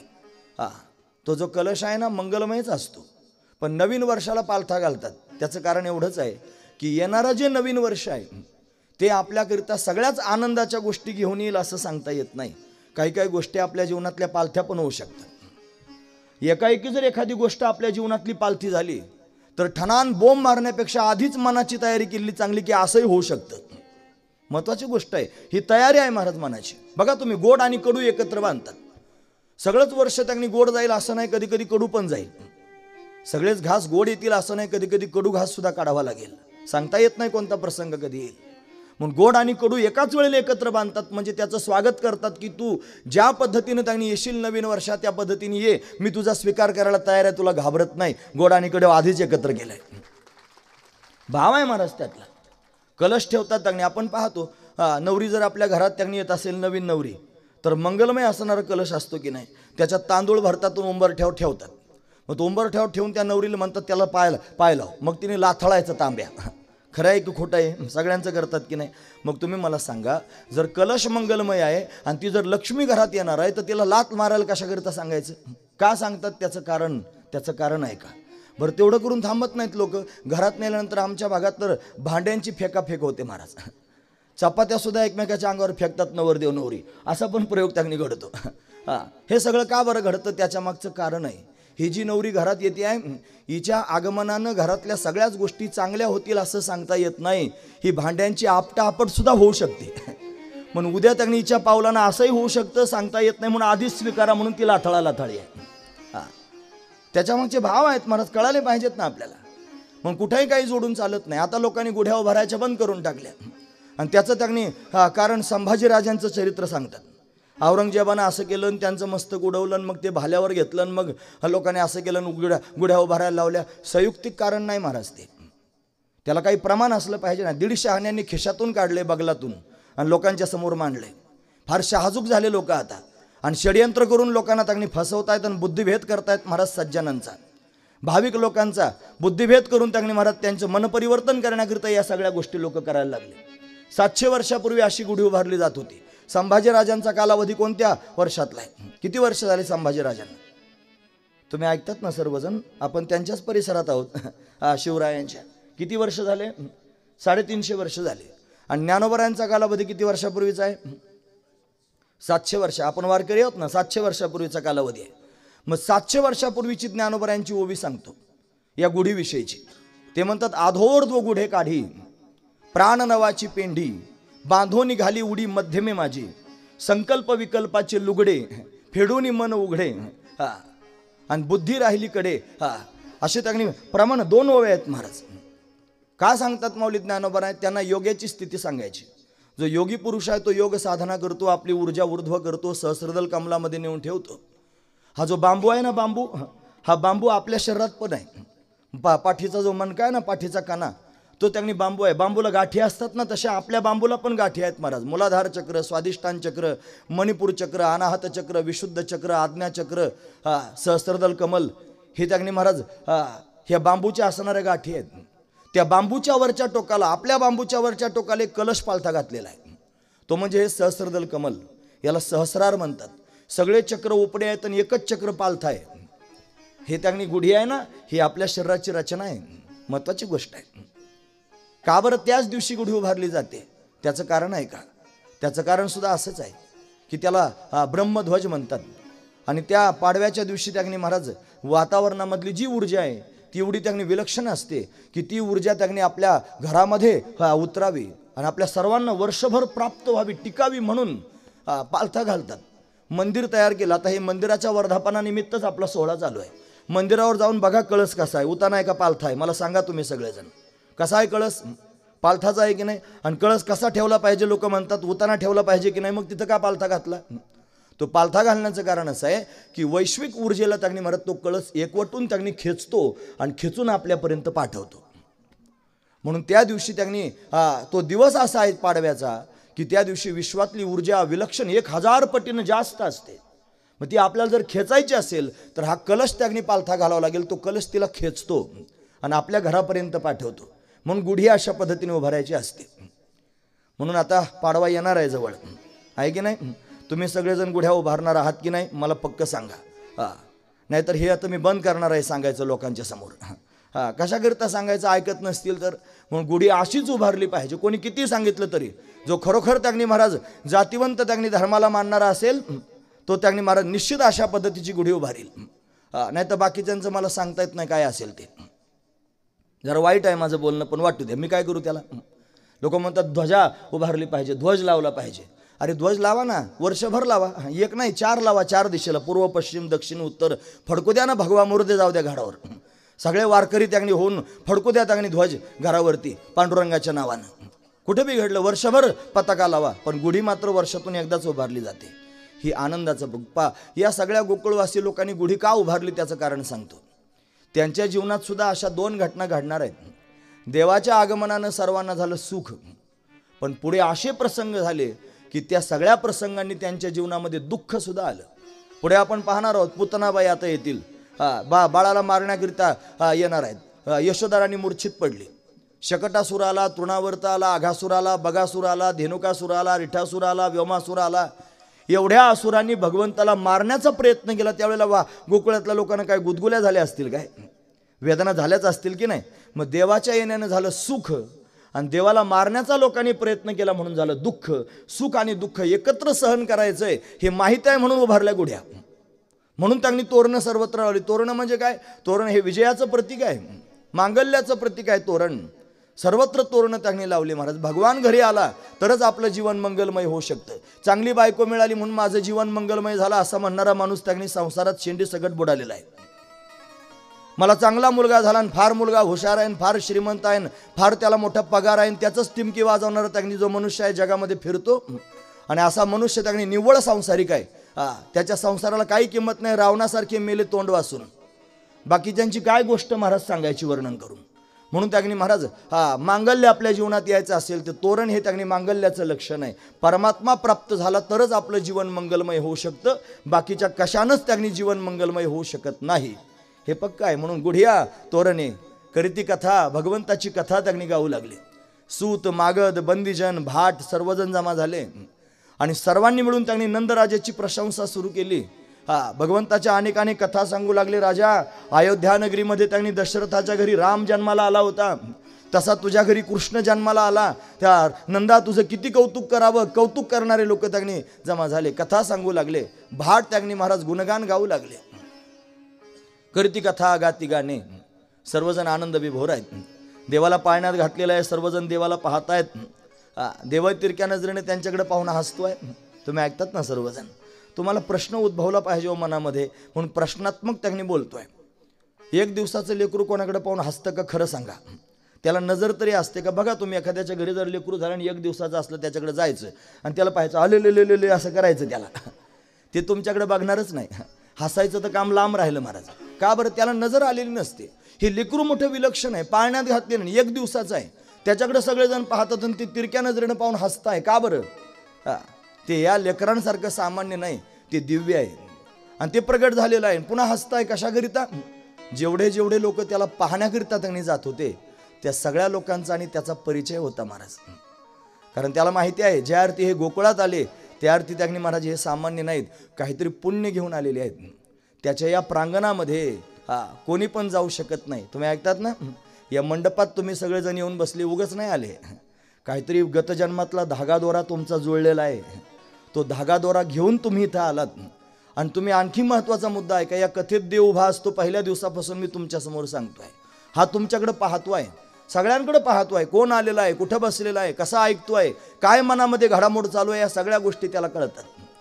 का आला इथपर्यंत, याचं येण्याचं कारण काय, या सगळ्या गोष्टी त्यांनी भगवंताला कळतात महाराज. त्याच्यापासून काही लपत नाही. म्हणून त्या गोकुळवासी लोकांकडे पाहून हसत होता. म्हणून तुका म्हणे छंदे येणे वेधिले गोविंदे. सर्वांना वेधून घेतलं महाराज. आनंद विभोर झाले सर्वजण भगवंताच्या छंदात. तिकडे मात्र त्यांनी दुष्टाला चळकाप सुटला. कृष्ण गोकुळी जन्मला आणि दुष्टा चळकाप सुटला. कंसाला मात्र वाईट वाटायला लागलं. या कंसानं मिटिंगच भरवली. सगळ्या दैत्यांना बोलवलं. त्याचे सगळे मित्र झाले होते ना महाराज, विजयी झाला होता ना, सगळ्या दैत्यांवर विजय प्राप्त केला होता. कंस म्हणजे अहंकार. तुम्ही ऐकतात ना, महत्वाचा मुद्दा सांगतोय फार. बोधरूपी कृष्ण प्रगट झाला की सगळ्यात पहिली भीती वाटत असते अहंकाराला. कारण अहंकार राहत नाही ना. जिथं मोक्ष राहतो तिथं अहंकार राहत नाही, आणि जिथं अहंकार असतो तिथं मोक्ष राहत नाही. मग तो मोक्ष प्रगट झाला आणि तो त्यांनी महाराज पक्व झाला रे झाला. ती स्थिती पक्व झाली रे झाली की अहंकाराला मातीत घालून टाकते. कंसाला मारण्याकरिताच आलाय. म्हणून अहंकाराला वाटायला लागला आता माझं अस्तित्व संपून जाईल, मला कायमचं जावं लागेल, त्यापेक्षा याला घालवलं पाहिजे. मग तो कडाडून विरोध करायला सुरुवात करतो.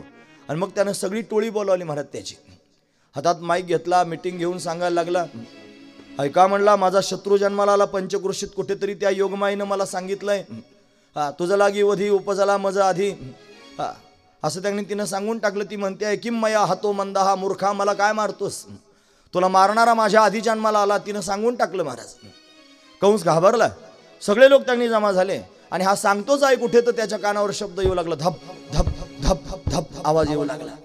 कुठून आवाज येतो म्हणून पाहायला सुरुवात केली. एक बाई येत होत्या समोरून, काळ्या कबिन्न होत्या, उंच धिप्पाड होत्या, केस पिंजारले होते, डोळे मोठे मोठे होते आणि हसत होत्या महाराज.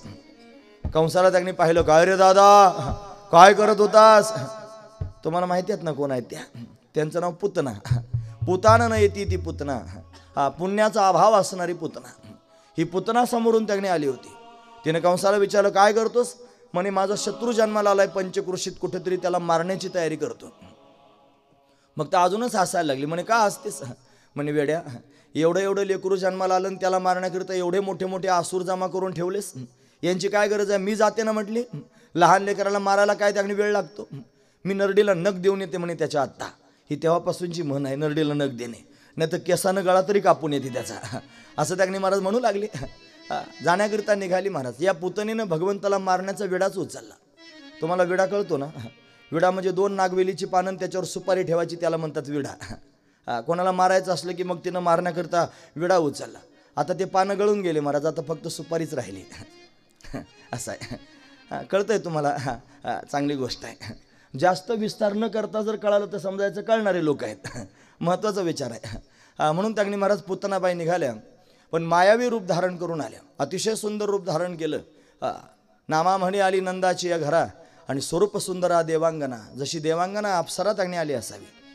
तिने यशोदेला मोहित केलं. तिच्याबरोबर तिच्या काही दासी आल्या, डोक्यावर पाटी होती, खेळणा पाळणा सुंठवडा वस्त्र आभूषण सगळं घेऊन आली. घुसली त्यांनी महाराज यशोदेच्या घरामध्ये. ही आली चतुर्दशीला. चतुर्दशी म्हणजे 14 क्रमांकाची तिथी. आणि ही पुतना म्हणजे आविद्या आहे. ती आविद्यारूपी पुतना परमात्म्याला झाकण्याकरिता आलेली आहे. आविद्या परमात्म्याला झाकायचं काम करत असते महाराज. तिनंच परमात्म्याला झाकलेलं आहे. विश्वव्यापी माया तिने झाकोळली छाया, सत्य गेले भोळ्यावरी आणि आविद्येची चाली थोरी. ती आविद्येचीच चाल आहे. ती त्याच्या आश्रयाला राहते आणि त्याला विषय करते, त्याच्यावरच त्यांनी राहते आणि त्याला झाकून टाकायचं काम करते. ती आविद्या झाकण्याकरिता आली. पण कोण्या देवाला झाकते? जो सामान्य रूपानं आहे त्याला. देवाची 2 रूप आहेत, एक सामान्य आणि एक विशेष. जो सामान्य रूपानं सर्वत्र भरलेला आहे त्याला आविद्येनं झाकलेलं आहे. पण तोच परमात्मा जेव्हा विशेष रूपानं प्रगट होतो तेव्हा आविद्या त्याला झाकू शकत नाही, तो तिला मारतो. महत्त्वाची गोष्ट सांगतोय. या लाकडामध्ये अग्नी असतो महाराज, त्याला कुठून आणावं लागत नाही. मग जाळीत का बरं नाही लाकडाला? तो सामान्य रूपानं आहे. ज्यावेळेला 2 लाकडांचं एकमेकावर घर्षण होतं त्यावेळेला तोच अग्नी लाकडातून विशेष रूपानं प्रगट होतो आणि प्रगट झाला की लाकडाला जाळून टाकतो.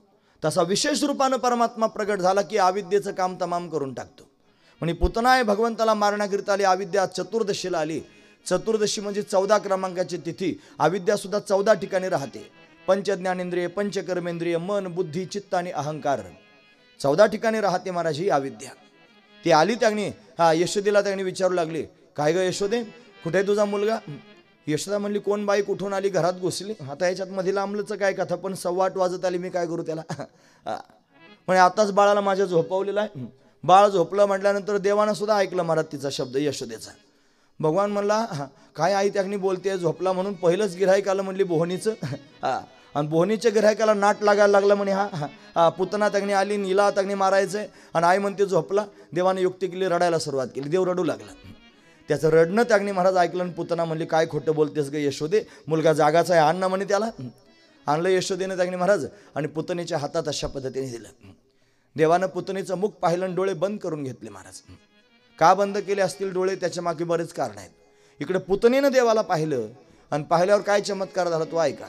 मारण्याकरिता आली होती पुतना, पण भगवंताला पाहून विसरूनच गेली मारायला आले म्हणून.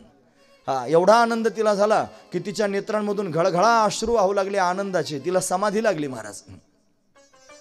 भगवान म्हणले, बघा मारायला आली, लागली रडायला. म्हणे का देव दिसला आणि त्याला पाहून स्वतःला विसरली महाराज. माझा देव काय असा आहे, पाहिलं की मुंडकं दाबाव, हो फार सुंदर आहे, त्याच्यासारखा सौंदर्य जगात कोणाचं नाही. मग ती त्याची सुंदरता पाहून पुतना स्वतःला विसरली.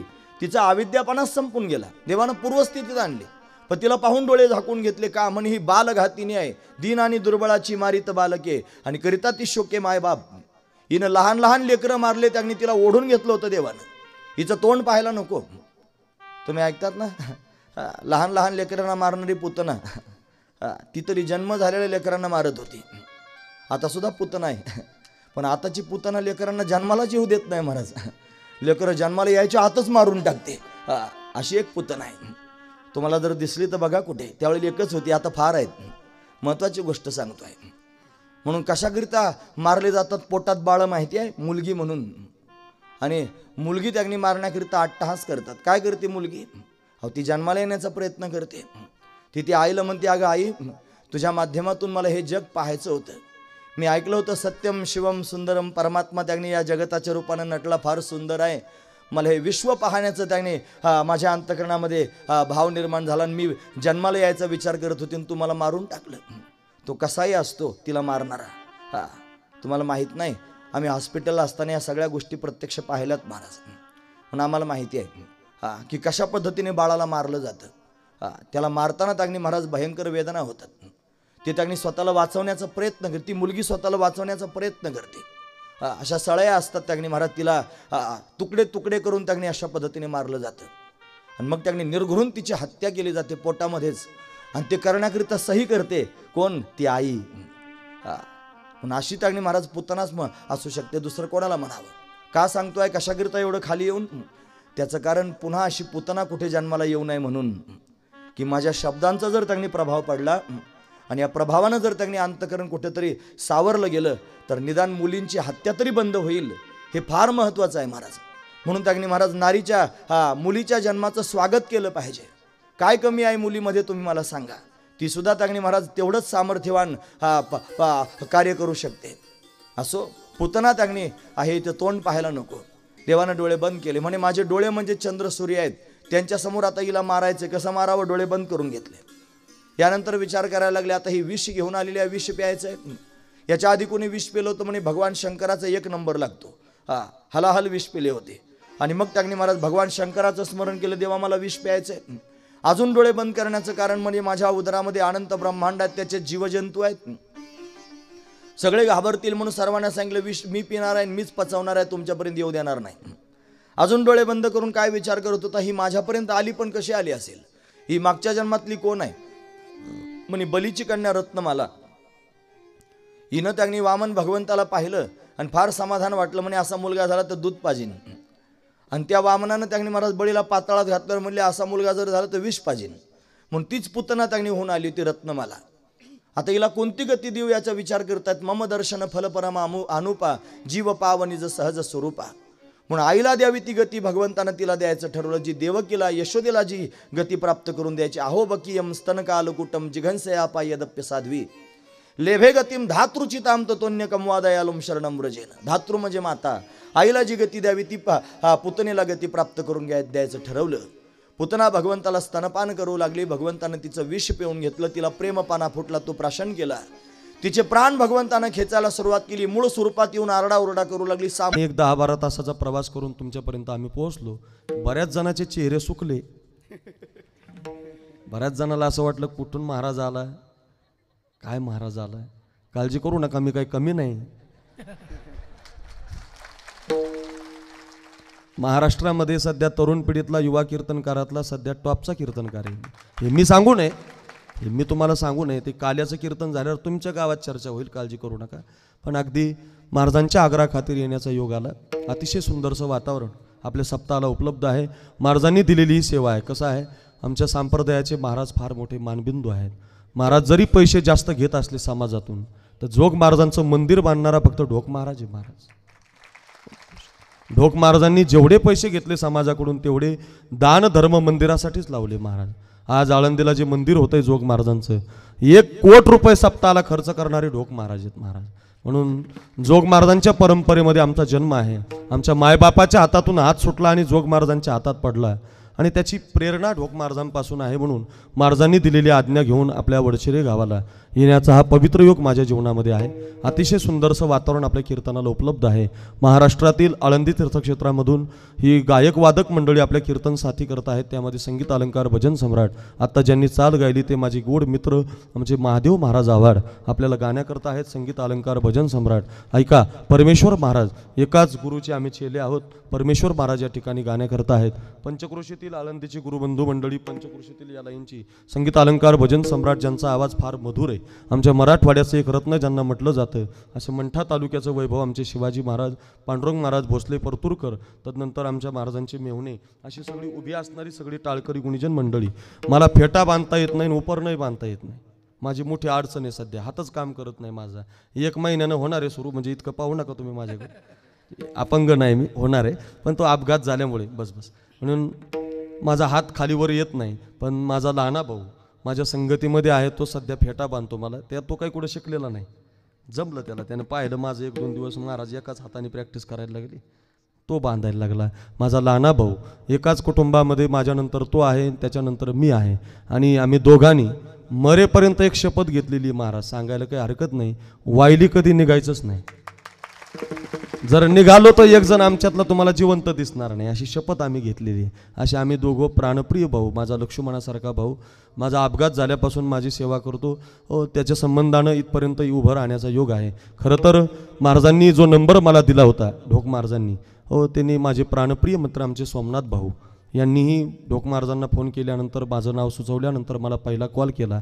आणि आपल्या गावातील आमचे दत्ता भाऊ हे 5 वर्षापासून माझी तारीख घेण्याचा प्रयत्न करतात. तुमचा मोठा पंढरीचा सप्ताह झाला होता, त्यावेळेला सुद्धा मला आपल्या ग्रामस्थांनी विनंती केली होती की महाराज आम्हाला एक कार्यक्रम द्या. त्यावेळेला माझी तारीख बसली नाही, विजेचा पिरियड असल्यामुळं सप्ताहात तारीख रिकामी नव्हती. म्हणून आज योगायोगानं 4-5 वर्षाचा एकत्रित कालाच घडावा असा उद्देश माझ्या पांडुरंगाच्या मनामध्ये आला. आणि तो उद्देश परिपूर्ण करण्यासाठी महाराजांनी दिलेले आज्ञा म्हणून आपल्या गावामध्ये येण्याचा योग आहे. अतिशय सुंदर काल्याचं कीर्तन मी तुम्हाला देणार आहे. 43 वर्षात तुम्ही ऐकलाच नसेल, गॅरंटी देतो मी तुम्हाला. 43 वर्षात तुम्ही कालाच ऐकला नसेल, एवढा गोड काला मी तुम्हाला देण्याचा प्रयत्न करणार आहे. काळजी करू नका. अतिशय गोड वातावरण आहे. अगदी सगळी ही गायक वादक मंडळी, तदनंतर मृदंग सम्राट, मृदंग अलंकार, मृदंग विशारद, जी टॉकीजला मन मंदिरामध्ये माझी 3 दिवस कीर्तनं झाली. त्यामध्ये आमचे परमेश्वर महाराज आणि आमचे अशोक महाराज इदगे यांनी ती कीर्तन वाजवली आणि परमेश्वर महाराजांनी गायली. त्यामध्ये आमचे अशोक महाराज इदगे पुणे जिल्ह्याचं एक सुंदर वैभव येते. आज आळंदी तीर्थक्षेत्रामध्ये अनेक गायक वादक आहेत, पण पुण्यातली सगळी जनता ज्यांच्यावर प्रेम करते आमचे अशोक महाराज इदगे गुरुजी, जोरात टाळी वाजा. आपण तेही आपल्या सप्ताहाला 8 दिवस हजर आहेत. तदनंतर मी ज्यांच्याकडे गायनाचं शिक्षण शिकलो, आमचे राधाकृष्ण गरड गुरुजी, आळंदीला शिकत असताना, परीक्षा देत असताना आमच्या तबल्याला साथ आमचे गणेश महाराज टाके. बरेच दिवस मला सगळ्या मृदंगाचार्यांनी वाजवलं महाराज, तुम्हीच राहिले होते वाजवायचे. गणेश महाराज, मी विचार करायचो गणेश महाराज राहिलेत, गणेश महाराज राहिलेत. वडजिऱ्याचा योग चांगला आला. आमचे गणेश महाराज टाके फार मोठं नाव आहे आळंदीमध्ये, तयारीचा वादक आणि फार गोड वाजवणं, सॉफ्ट वाजवणं, त्यांच्या हातातली सरस्वती बहरलेली आहे. असे आमचे गणेश महाराज टाके, असे 2 मृदंगाचार्य. गावातील पंचक्रोशीतील टाळकरी आळंदीकर गुरुबंधू मंडळी, हार्मोनियम वादक, बहुसंख्य भाविक श्रोते, बहुसंख्य माता मावल्या गावची तरुण मंडळी, माझ्यावर प्रेम करणारी परिसरातून आलेली सगळी मंडळी, आमचा रामकृष्ण असेल जांबूतचा, अशी सगळी मंडळी ज्यांना ज्यांना इथं आल्यावर माहिती झालं साखरे महाराज आलेत, अशी काही मंडळी उपलब्ध झाली. सगळ्यांना वंदन करतो. सगळी ज्येष्ठ आहात, विचाराचे आहात आणि कीर्तन गोड तुम्हाला मी देणार आहे. सुंदर sound service, Kohinoor sound service फार चांगलं लावलंय त्यांनी. ट्रबल, बास, गेंद, विको छान आवाज दिलाय. त्यांनाही वंदन, त्यांनाही नमस्कार. आणि छत्रपती शिवाजी महाराजांचा अगदी पुतळा आपण समोर मांडलाय. राजांचा आज जन्मदिवस आहे. आज राजांचा खऱ्या अर्थानं शिवजयंती साजरी केली जाते. म्हणून राजांना मानाचा मुजरा करूया आणि आपल्या कीर्तन सेवेला प्रारंभ करूया. विठाला विठाला विठाला विठाला विठाला. ऐका, आजचं जे कीर्तन आहे ते काल्याचं आहे. जो सप्ताह तुम्ही केला, एवढ्या मोठ्या सप्ताहामध्ये सगळी नामांकित कीर्तनकार आहेत. हा सप्ताह करत असताना त्या सप्ताहाचा शेवट काल्यानं होतो. लक्ष देऊन ऐका, फार गोड आहे. मग काल्याचं कीर्तन दरवर्षी 43 वर्षात शेवटचं झालंय. माझा प्रश्न तुम्हाला असा आहे की काल्याचं कीर्तन शेवटी का करतात? पहिला प्रश्न आहे आपल्या अभंगातला, काल्याचं कीर्तन शेवटी का करतात? दुसरा प्रश्न असा आहे, काल्याचं कीर्तन दुपारी का करतात? आणि तिसरा प्रश्न असा आहे, काल्याच्या कीर्तनामध्ये भगवान कृष्णाचं चरित्र का सांगतात? हे 3 प्रश्न कळाले की पहिलं चरण कळेल. पहिलं चरण कळालं की काला कळेल. लक्ष देऊन ऐका, काल्याचं कीर्तन शेवटी का करावं? काय हो महाराज, 43 वर्षाची परंपरा आहे आमच्या वडजिरे गावाला. महाराष्ट्र नाही हो, पंचक्रोशीतला सगळा समाज वडझिऱ्याच्या विठ्ठल रुक्मिणी प्राण प्रतिष्ठेला आज समाज एकत्रित झालाय. 10,000 समाज आज इथं जमलाय. माझा प्रश्न आहे तुम्हाला की कुठेही सप्ताह होऊ द्या, कुठल्याही गावाला होऊ द्या, त्याचा काला करावाच लागतो. मग शेवटी का करतात? काल्याचं कीर्तन शेवटी का? त्याचं उत्तर सांगतो. काला या शब्दाचा खरा अर्थ आहे परिपूर्णता. काला या शब्दाचा खरा अर्थ काय? परिपूर्णता. त्याच्यानंतर काही नाही, शेवट. तुम्हाला असं कळणार नाही. ज्ञानेश्वरीमध्ये ज्ञानोबारांनी त्याच्याकरता एक उदाहरण दिलं, तशी 2 उदाहरणं दिली. ज्याची बुद्धी चांगली आहे त्याला पहिलं कळलं, ज्याची बुद्धी थोडी जड आहे त्याला दुसरं कळलं. माझ्या ज्ञानेश्वर महाराजांची दृष्टांत देण्याची पद्धत आहे ही. ज्याची सुपीक बुद्धी आहे, चांगली बुद्धी आहे, त्याला पहिलं उदाहरण कळेल. नाहीच पहिलं कळालं तर दुसरं सगळ्यांना कळेल. माऊलींचं उदाहरण आहे, देवळाची या कामा कळसू का परम गंगेशी सिंधू प्रवेशू. ऐका, एखाद्या मंदिराचं बांधकाम सुरू झालं तर त्या मंदिराचा पाया उभा राहतो, मंदिरावरती भिंती उभ्या राहतात, भिंतीमध्ये स्लॅब पडला जातो, भिंतीमध्ये फरशी बसवली जाते, फरशीच्या समोर मूर्ती बसवली जाते. ऐका हो, त्याला कलर दिला जातो, फार सुंदर त्याला सजवलं जातं. किती क्वालिटीचं बांधकाम आहे, किती क्वालिटीचा कलर आहे, किती क्वालिटीची फरशी आहे आणि किती सुंदर मूर्ती आहे. याच्यावरून मंदिर कधी परिपूर्णतेला जात नाही. मग मंदिरावरती ज्या दिवशी कळस धारण होईल मंदिराचं बांधकाम परिपूर्णतेला जाईल. तसंच आहे, तुम्ही कितीही कीर्तन ऐका, काल्याचं कीर्तन झाल्याशिवाय सप्ताहरूपी बांधकाम परिपूर्णतेला जात नाही. बरं का, इतकं सोपं आहे. नाहीच एवढं सोपं सांगून कळालं तर दुसरं उदाहरण माऊलीनं दिलं, परमगंगेसी सिंधू प्रवेशू. एखादी गंगा निघाली की त्या गंगेचा प्रवाह समुद्रापर्यंत असतो. अवघ्या झाल्यावर मी एक माय, अवघ्या झाल्यावर मी एक माय, अवघ्या झाल्यावर मी एक माय, अवघ्या झाल्यावर मी. तुका मले गंगा सागरी संगम, अवघ्या झाल्यावर मी एक माय, अवघ्या झाल्यावर मी सागर संगम, अवघ्या झाल्यावर मी एक माय, अवघ्या झाल्यावर.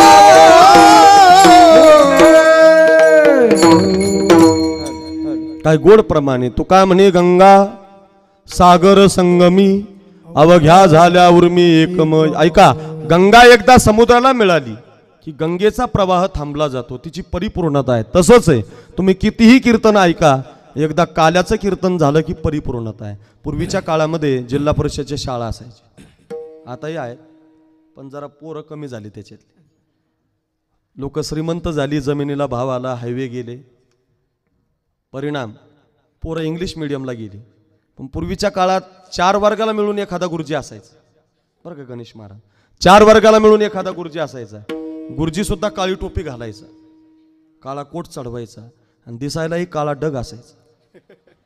गुरुजी फार भारी होता, काळी टोपी घालायचा, कोट काळा घालायचा, दिसायलाही काळा असायचा, पण आतून फार गोरा असायचा. माझा मुलगा घडला पाहिजे, माझा विद्यार्थी घडला पाहिजे, त्याला शाळेतलं सगळं आलं पाहिजे, त्याला खरंच तो नोकरीला लागला पाहिजे, इतकी सद्भावना त्याच्या अंतःकरणात असायची.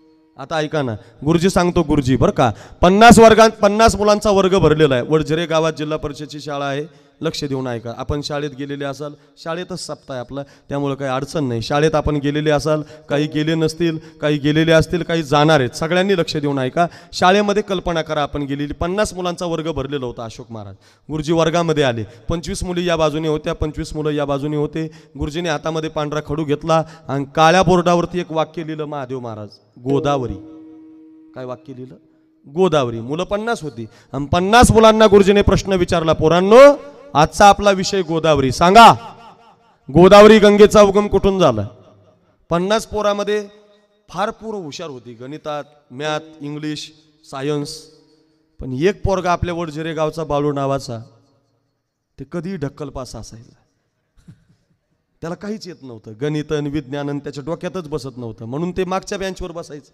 पण ते गावचा सप्ताह सुरू झाला ना बीजेचा, महादेव महाराजांच्या जवळ येऊन चाली म्हणणार, अशोक महाराजांकडे धातीन धाडा शिकणार, यांच्याकडे दागिनाथा चुकणार, असं ते जवळ यायचं. त्यामुळे त्याला याचं उत्तर माहिती होतं. ते मागच्या कोपऱ्यामध्ये बसलं होतं, त्यानं हात वर केला, गुरुजी मी सांगू? गुरुजीला लय आनंद झाला. कधीच उत्तर न देणारा बाळ्या आज कसं काय उत्तर द्यायला लागला. सांग म्हटले बाळ्या. आता बाळ्याला पहिल्यांदा चान्स आला. बाळ्या बेंचवर उभा राहिला. पहिल्यांदा चान्स आला ना त्याला बेंचवर उभा राहिला. मग बाळ्याला गुरुजीने थाटात विचारलं, सांग बाळू गोदावरी गंगेचा उगम कुठून झाला. बाळू म्हटला, गुरुजी नाशिक नावाचा जिल्हा आहे. नाशिक जिल्ह्यामध्ये त्र्यंबकेश्वर नावाचा तालुका आहे. त्र्यंबकेश्वर तालुक्याला ब्रह्मगिरी नावाचा पर्वत आहे आणि ब्रह्मगिरी पर्वतावरून गोदावरी गंगेचा उगम झाला. शाबास बाळू, अगदी बरोबर, वा वा, क्या बात, शाबास. सांग म्हटले बाळ्या, गंगा पुढं कुठं गेली. गुरुजी काय साधा वाटलं का तुम्हाला. बाळ्या कळालं पहिल्या प्रश्नाचं उत्तर, पुढं कुठं गेली. बाळ्या म्हटला, गुरुजी जशी गंगा ब्रह्मगिरी पर्वतावरून निघाली तशी ती गंगा कुशावर्त नावाच्या कुंडात आली. शाबास बाळू, अगदी बरोबर, वा वा, क्या बात. पुढं कुठं गेली. गुरुजीने पट्टाच लावला त्याच्या मागे. पुढं कुठं गेली. बाळ्या म्हटला, गुरुजी कुशावर्त नावाच्या कुंडातून निघाली, नाशिकला रामकुंडात आली. शाबास. पुढं गंगापूरच्या धरणात. शाबास. पुढं पैठणच्या नाथ सागरात. आता बाळूच्या लक्षात आलं, गुरुजी काही थांबायचं नाही, कीर्तन काही संपायचं नाही, काला काही व्हायचं नाही, उत्तर कधी द्यायचं. म्हणून बाळूनं आता शेवटचं उत्तर दिलं गुरुजीला. ऐका. बाळू म्हटला, गुरुजी या कुंडातून त्या कुंडात गेली यापेक्षा, या धरणातून त्या धरणात गेली यापेक्षा, या गावावरून त्या गावाला गेली यापेक्षा पैठणच्या नाथसागरातून गंगा निघाली. ऐका ना. पुढं आमचा गेवराई तालुका, पुढे परभणी जिल्हा, पुढे नांदेड जिल्हा, काही भागा बीड जिल्हा, अशा 2-4 मराठवाड्यातल्या जिल्ह्याला पाणी देत ती गंगा नांदेडला गेली. नांदेडच्या पुढं तिनं सप्तमुखानं, ऐका ना, श्रीक्षेत्र बासर नावाचं तीर्थक्षेत्र लागलं सरस्वती मातेचं, तिच्या पायाला स्पर्श केला आणि एकदाची ती गंगा सप्तमुखानं समुद्राला आंध्र प्रदेशामध्ये जाऊन मिळाली. आता बाळूनं उत्तरच ठेवलं नाही बुवा. या कुंडातून त्या कुंडात गेली असं नाही, या गावातून त्या गावाला गेली असं नाही, जशी निघाली गुरुजी तशी समुद्राला जाऊन मिळाली. बरं का. पण गुरुजी जरा पुढच्याच घरातला होता. गुरुजी म्हटलं, बाळ्या गंगा समुद्रात गेली, पुढं कुठं गेली. आता कशाला, पण पुढं कुठं गेली म्हटल्याबरोबर बाळ्या वडजिऱ्याचा होता. बाळ्या म्हटला, गुरुजी आता तुमच्या डोंबल्यात गेली. का. कारण गंगेचा प्रवाह समुद्रापर्यंत आहे. मी हसण्याकरता नाही सांगितलं, शिकण्याकरता सांगितलं. गंगा एकदा समुद्राला मिळाली, तिचं जीवन जसं परिपूर्णतेला आहे तसं काल्याचं कीर्तन झालं की सप्ताह परिपूर्णतेला आहे. पहिल्या प्रश्नाचं उत्तर आहे परिपूर्णता म्हणून काला शेवटी करावा. दुसरा प्रश्न असा आहे काल्याचं कीर्तन दुपारी का, तर भगवान कृष्णानं ते दुपारी केला म्हणून. आणि तिसरा प्रश्न असा, काल्याच्या कीर्तनामध्ये भगवान कृष्णाचं चरित्र का. दत्त नाही, पांडुरंग नाही, आज काही सांगताच येत नाही हो. महाराष्ट्रातला कुठलाही कीर्तनकार आणा, त्याला कृष्ण सांगावं लागतो. कारण काय, त्याचं उत्तर सांगतो. परिपूर्णतम कीर्तन काल्याचं आहे, परिपूर्णता. आणि या विश्वात एकच देव आहे भगवान कृष्ण, तो परिपूर्णतम आहे. परिपूर्णतम साक्षात श्रीकृष्णो नान्येवही एक कार्यार्थागत्यम कोटी कार्यम चकारहा. बाई तुझा लाडका काना तुलाच गोड वाटे. लाडका काना तुलाच गोड वाटे. ओ बाई तुझा लाडका काना तुलाच गोड वाटे. बाई तुझा लाडका काना तुलाच गोड वाटे. याच्या फोड्या किती सांगू ग, याच्या फोड्या किती सांगू ग, महिपत्र सिंधू आटे. बाई तुझा लाडका काना तुलाच गोड वाटे. बाई तुझा लाडका काना तुलाच गोड वाटे. बाई तुझा लाडका काना तुलाच गोड वाटे. वा वा. बाई तुझा लाडका काना तुलाच गोड वाटे. तुलाच गोड वाटे. तुलाच गोड वाटे. काय म्हणते गवळण ऐका गणेश महाराज. बाई तुझा लाडका काना तुलाच गोड वाटी. ऐका. बाई तुझा लाडका काना तुलाच गोड वाटी. याच्या खोड्या किती सांगू ग, याच्या खोड्या किती सांगू ग, महिपत्र सिंधू आटे. बाई तुझा लाडका काना तुलाच गोड वाटी. बाई तुझा लाडका काना तुलाच गोड वाटी. तुलाच गोड वाटी. तुलाच गोड वाटी. बाई समुद्राची शाही केली, ऐका ना, पृथ्वीचा कागद केला आणि ऐका, सरस्वती माता लिहायला बसवली तर कृष्ण परमात्म्याचं परिपूर्णतम सांगता येत नाही. फार परिपूर्णतम आहे. असदगिरी समस्यात कंचदम सिंधू पात्रे सुरतरोवरु शाखा लेखनी पत्र मुर्वी लिखित यदि गृहीत्वा शारदा सार्वकालम तदतवपि गुणानाम ईश पारम न याती. वर्णनच होत नाही एवढा परिपूर्णतम. कळालं महाराज, देव परिपूर्णतम आहे म्हणून परिपूर्णतम काल्याला त्याचं चरित्र सांगावं. ते कळालं ना आम्हाला, लक्षातही आलं आमच्या. फक्त एक सांगा, काल्याचं कीर्तन शेवटी करायचं ते परिपूर्णतम आहे. भगवान कृष्णाचं चरित्र सांगायचं तो परिपूर्णतम आहे. पण आत्ताच तुमचा शब्द निघाला, समुद्राची शाही केली, मेरू पर्वताची लेखणी केली, पृथ्वीचा कागद केला, तरी सुद्धा त्याचं वर्णन होत नाही. मग त्याचं चरित्र म्हटले, चरित्र ते उच्चारावे केले देवे गोकुळी. मग सांगा ना महाराज, गोकुळात काय चरित्र केलं? महाराज सांगतात, आपण निवडलेल्या अभंगाच्या पहिल्या चरणात गवळणी बांधिती धारणाची गळा. गवळणी बांधिती धारणाची गळा. बांधिती धारणाची गळा. गवळणी बांधिती धारणाची गळा. गवळणी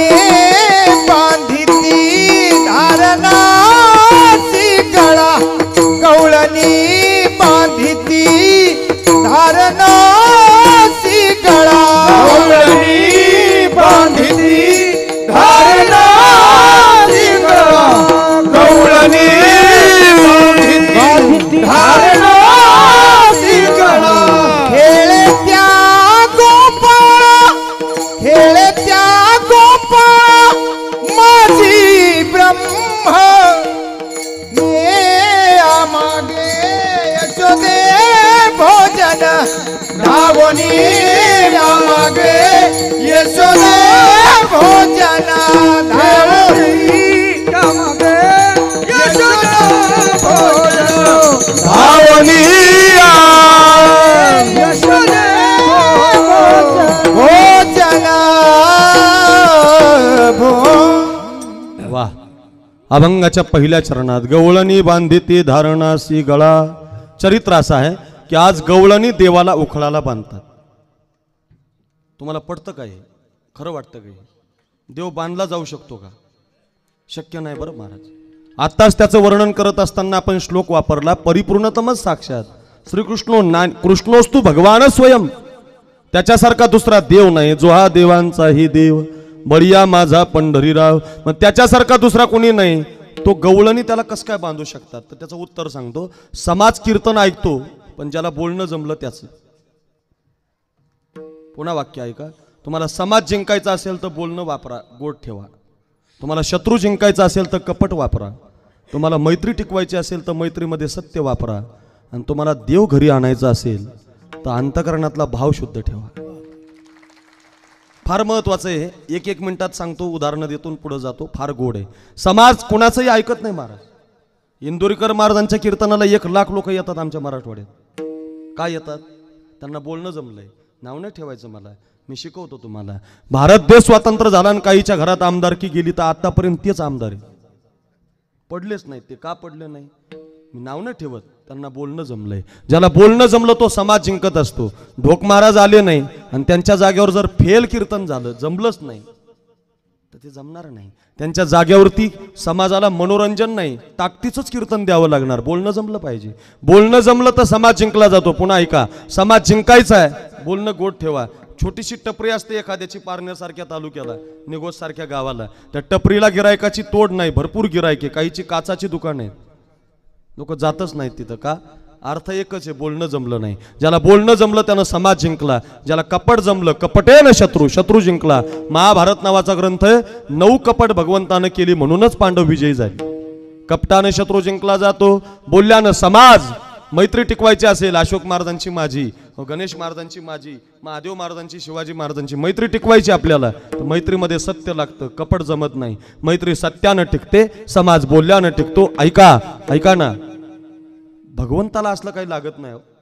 मग गिरीधर लाल तो भाव का भुका अंतरीची घेतो गोडी, पाहे जोडी भावाची रा, देव सोयरा सोयरा दिनाचा.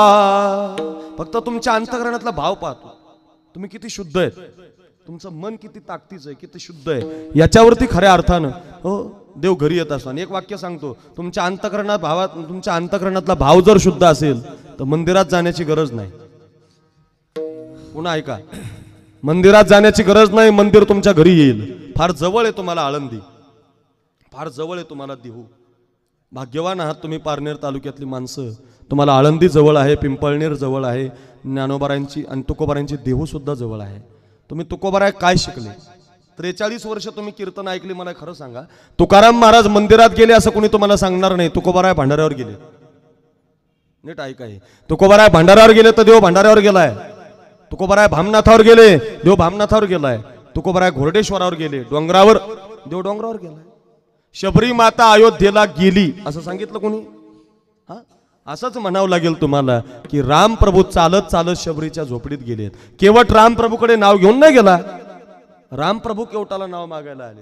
आमच्या मराठवाड्यात एक संत आहे, त्यांचं नाव आहे शांती ब्रह्म एकनाथ महाराज. श्रीमंत संत आहेत, सकल संता माझी राजा स्वामी एकनाथ माझा. किती श्रीमंत होते माहितीये का? भिकारी जर भीक मागायला गेला नाथ महाराजांच्या घरी तर सोन्याच्या ताटात जेवायचं. लोकांना सध्या फार फुगिरी चढली, आम्ही लय श्रीमंत, आम्ही लय श्रीमंत. तुम्हाला खरं सांगतो, या जगातली सगळी माणसं नाथ महाराजांच्या श्रीमंती पुढे फिकी आहेत. तुम्ही म्हणाल काय होतं असं? नाथ महाराजांची श्रीमंती अशी होती, आज तुम्ही इथं कीर्तनाला आलात, 10,000 समाज इथं आज कीर्तनाला आहे, तुम्ही इथं जमलात, आजचा कीर्तनकार तुम्हाला काय देणार आहे? शब्द देणार आहे. जेवढे कीर्तनकार तुम्ही इथं आणले माझ्या सगट, हे सगळे तुम्हाला शब्द देणार आहेत. नाथरायांच्या घरी असं नव्हतं महाराज. नाथ महाराजांच्या घरी चातुर्मासात 4 महिने कीर्तन चालायचं आणि 4 महिने चातुर्मासात एवढा समाज कीर्तन ऐकायला असायचा. जो समाज कीर्तन ऐकायला येईल त्याला 2 किलो हरभऱ्याची डाळ आणि 1 किलो गुळाची ढेप दान दिली जायची. कोणाला? तुम्हाला समजतंय नाही? ऐकणाऱ्याला काय काय काय 2 किलो हरभऱ्याची डाळ 80 रुपये किलो आहे, 40 रुपये किलो गुळ आहे, असा 1 किलो गुळ, 2 किलो डाळ जो ऐकायला येईल त्याला दान दिली जायची. हे फक्त ऐका, याच्या अपेक्षा माझ्याकडून करू नका, नाही तर सप्त्याच्या मंडपात जागा पुरायची नाही. आणा साखरे महाराज दरवर्षी डाळ गुळ वाटितोय, 2-4 एकर हाई गावाला ते ऐकावं लागेल मला. सोपं वाटलं का तुम्हाला हे? महाराज जो येईल यात त्याला दान दिलं जायचं. पुढं सांगूच, आमचे बाबा म्हणायचे, जोग महाराजांच्या संस्थेमध्ये शिकत असताना गुरुवर्य घुले बाबा म्हणायचे, नाथ महाराजांच्या वाड्यावर एकदा चोरी झाली. चोरी तुमच्याकडे चोर आहे तिकडं? नाही येऊ का राहायला? येऊ. चोराचे 2 प्रकार आहेत आपल्या देशात, एक उत्तम चोर, एक भंगार चोरी. लक्ष देऊ नये का? उत्तम चोर, भंगार चोर. उत्तम चोर सोनं चोरतो, पैसे चोरतो. भंगार चोर सप्त्याच्या मंडपातल्या चपला छान, पखवाजाचे गट्टेच घेऊन जाय, कणिकच खिशात घाल, मायकावाल्याचा दांडाच घेऊन जाय, कोणाचा कापूस चेचून आण, कोणाचे मकाचे कणस हाण, कोणाचा ऊसच तोडून आण, दिसलं की हाण, दिसलं की हाण. असे नव्हते, उत्तम चोर होते. चोरांची संख्या होती 24. किती चोर होते? 24. ऐका, आणि 24 चोरांनी नाथ महाराजांच्या वाड्यात प्रवेश केला बरं का. आणि पहिल्या चोरानं सोनं चोरलं महादेव महाराज. तर ते 2 क्विंटलचं गाठोडं बांधलं त्यानं. क्विंटल कळतं ना तुम्हाला कशाचं? हे ज्याला सहन होतं त्याने ऐका बरं. नाही तर रामभाऊनी बोलेरो घेतली आणि श्यामभाऊ झोपला, त्याचं काम नाही. जाळकेवाल्याचं नाही, ओरिजिनलने ऐका. 2 क्विंटलचं गाठोडं बांधलं पहिल्या चोरानं. शेजारच्यानं पाहिलं, बापरे यानं 2 क्विंटल, त्यानं त्याच्यापेक्षा थोडं जास्त बांधलं. तिसऱ्यानं त्याच्यापेक्षा थोडं, चौथ्यानं त्याच्यापेक्षा थोडं, असे गाठोडे वाढत गेले. घडलं काय? गाठोडं जास्त वजनाचं झालं, त्यामुळं एका चोराला आता उचलता येणार. दुसऱ्यानं हात लावला, पहिल्याच्या डोक्यावर दिलं, पहिला गेला. तिसऱ्यानं दुसरा, चौथ्यानं तिसरा, 5व्यानं चौथा, 6व्यानं 5वा, 7व्यानं 6वा, 8व्यानं 7वा, 9व्यानं 8वा, 10व्यानं 9वा, असं एकानं एकाला उचलून दिल्यामुळं 23 चोर रस्त्याला लागले. 23. एकच चोर खाली राहिला, त्याला उचलून द्यायलाच कोणी राहिलं नाही. त्याने आवाज दिला, अरे तुम्ही चालले माझं, मला कोण उचलून देईल? तेवढ्याच आवाजात नाथ महाराजांना जाग आली. नाथ महाराजांनी वाड्याची कडी उघडली आणि नाथ महाराज त्यात शेवटच्या चोराला म्हटले, राजा जाऊ दे त्यांना, मी उचलून देतो तुला. तुमच्या पारनेर निगोज भागात असा कोणी असला तर सांगा मला, थांबतो मुक्कामाला 2-4 दिवस. काड्याच्या पेटीतली काडी देऊ शकत नाही महाराज आपण, घरातलं सोनं चोरांच्या डोक्यावर उचलून देणारा महात्मा शांतीब्रह्म एकनाथ महाराज किती श्रीमंत असते. अहो सोन्याची न वाड्याची श्रीमंती 2 तास सांगेल मी तुम्हाला. नाथ महाराजांची खरी श्रीमंती अशी आहे बुवा, द्वारकेची मूर्त एकनाथा घरी, पाणी वाय हरी कावडीने. 12 वर्षे देव पाणी भरत होता, माहिती नव्हतं नाथबाबांना. श्रीखंड्या चंदन उगाळूनी करी, 12 वर्ष चंदन उगाळून देत होता. पुढे ऐका ना, व श्री गंगा तिरी धुत असे. 12 वर्ष कपडे धुत होता. कपडे धुणारा भगवान, चंदन उगाळून देणारा भगवान, कावडीनं पाणी भरणारा भगवान. मला खरं सांगा, नाथ महाराज मंदिरात गेलेत का मंदिरातला देव नाथ महाराजांच्या घरी आलाय? काय शिकता काय तुम्ही? असंच आहे महाराज. अरे गोकुळातल्या गवळणी मथुरेला गेल्या नाही देवाकडे, देवच गोकुळात आलाय महाराज, देवच वृंदावनला आलाय. कारण शुद्ध भाव आहे. एक वाक्य सांगतो तुम्हाला, समाजामध्ये तुम्हाला कुणाची टिंगलन कुणाची निंदा काही करूच नका. फक्त माझं एक वाक्य आज घरी घेऊन जा. परमार्थ सफल होतो फक्त भावानं. तुमच्या क्वालिटी, तुमच्या अंतकरणातला भाव किती शुद्ध आहे यानं तो सफल होत असतो. उदाहरण सांगतो म्हणजे लगेच कळेल. मंदिरात जाण्याची गरजच नाही. काही काही माणसं मंदिरात एकदाच गेली, पण इतका शुद्ध भाव होता गुरुजी, देवाला घरीच घेऊन आली. उदाहरण सांगतो 2 मिनिटाचं, लगेच कळेल तुम्हाला. आपण प्रत्येक वर्षाच्या आषाढीला पंढरपूरला जातो. सगळ्या भागातून दिंड्या जातात. जाणारी दिंडी भजन करत जाते. गात जागा गात जागा गात जागा गात जागा भजन करते ती. कधी महादेव महाराज, कधी परमेश्वर महाराज, कधी आमचे शिवाजी महाराज, कधी पांडुरंग महाराज त्याला चाली लावतात. श्री ज्ञानदेव श्री तुकाराम, श्री ज्ञानदेव श्री तुकाराम. कधी वेगवेगळी चाल असते. ज्ञानदेव तुकाराम, ज्ञानदेव तुकाराम. कधी काकडा, उठा जागी व्हारे आता, उठा सकळ जन, उठिले नारायण.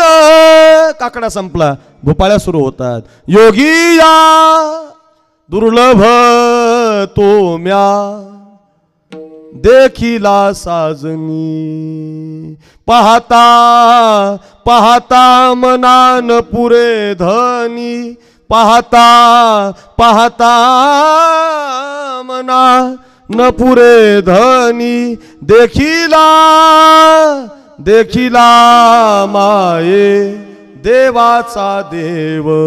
भोपाळी, आंधळा, पांगळा, मुका, बहिरा, जोगी, गवळण, नाट, हरिपाठ एवढ्या चाली म्हणायला 2 तास जातील. अशा चाली म्हणत दिंडी चालली होती. गाव होतं परभणी जिल्हा. परभणी जिल्ह्यातलं गंगाखेड. ऐका, शुद्ध भावाची ताकद सांगतोय मी तुम्हाला, लगेच अभंग कळेल, गवळणी कळतील. फार गोड उदाहरण आहे. दिंडी निघाली होती आणि ती दिंडी गंगाखेडला आली. त्या गंगाखेडला या ज्या मुली कीर्तनाला बसल्यात ना, अशी एक छोटीशी 6वी 7वीला शाळेत जाणारी जनाबाई नावाची मुलगी दरवाजात उभी होती. जाणारी दिंडी तिनं पाहिली आणि तिची आई लहानपणी जग सोडून गेली होती. बाप मागे उभा होता. बापाला तिनं प्रश्न केला, बाबा, ओ बाबा, कुठं निघाली ही दिंडी?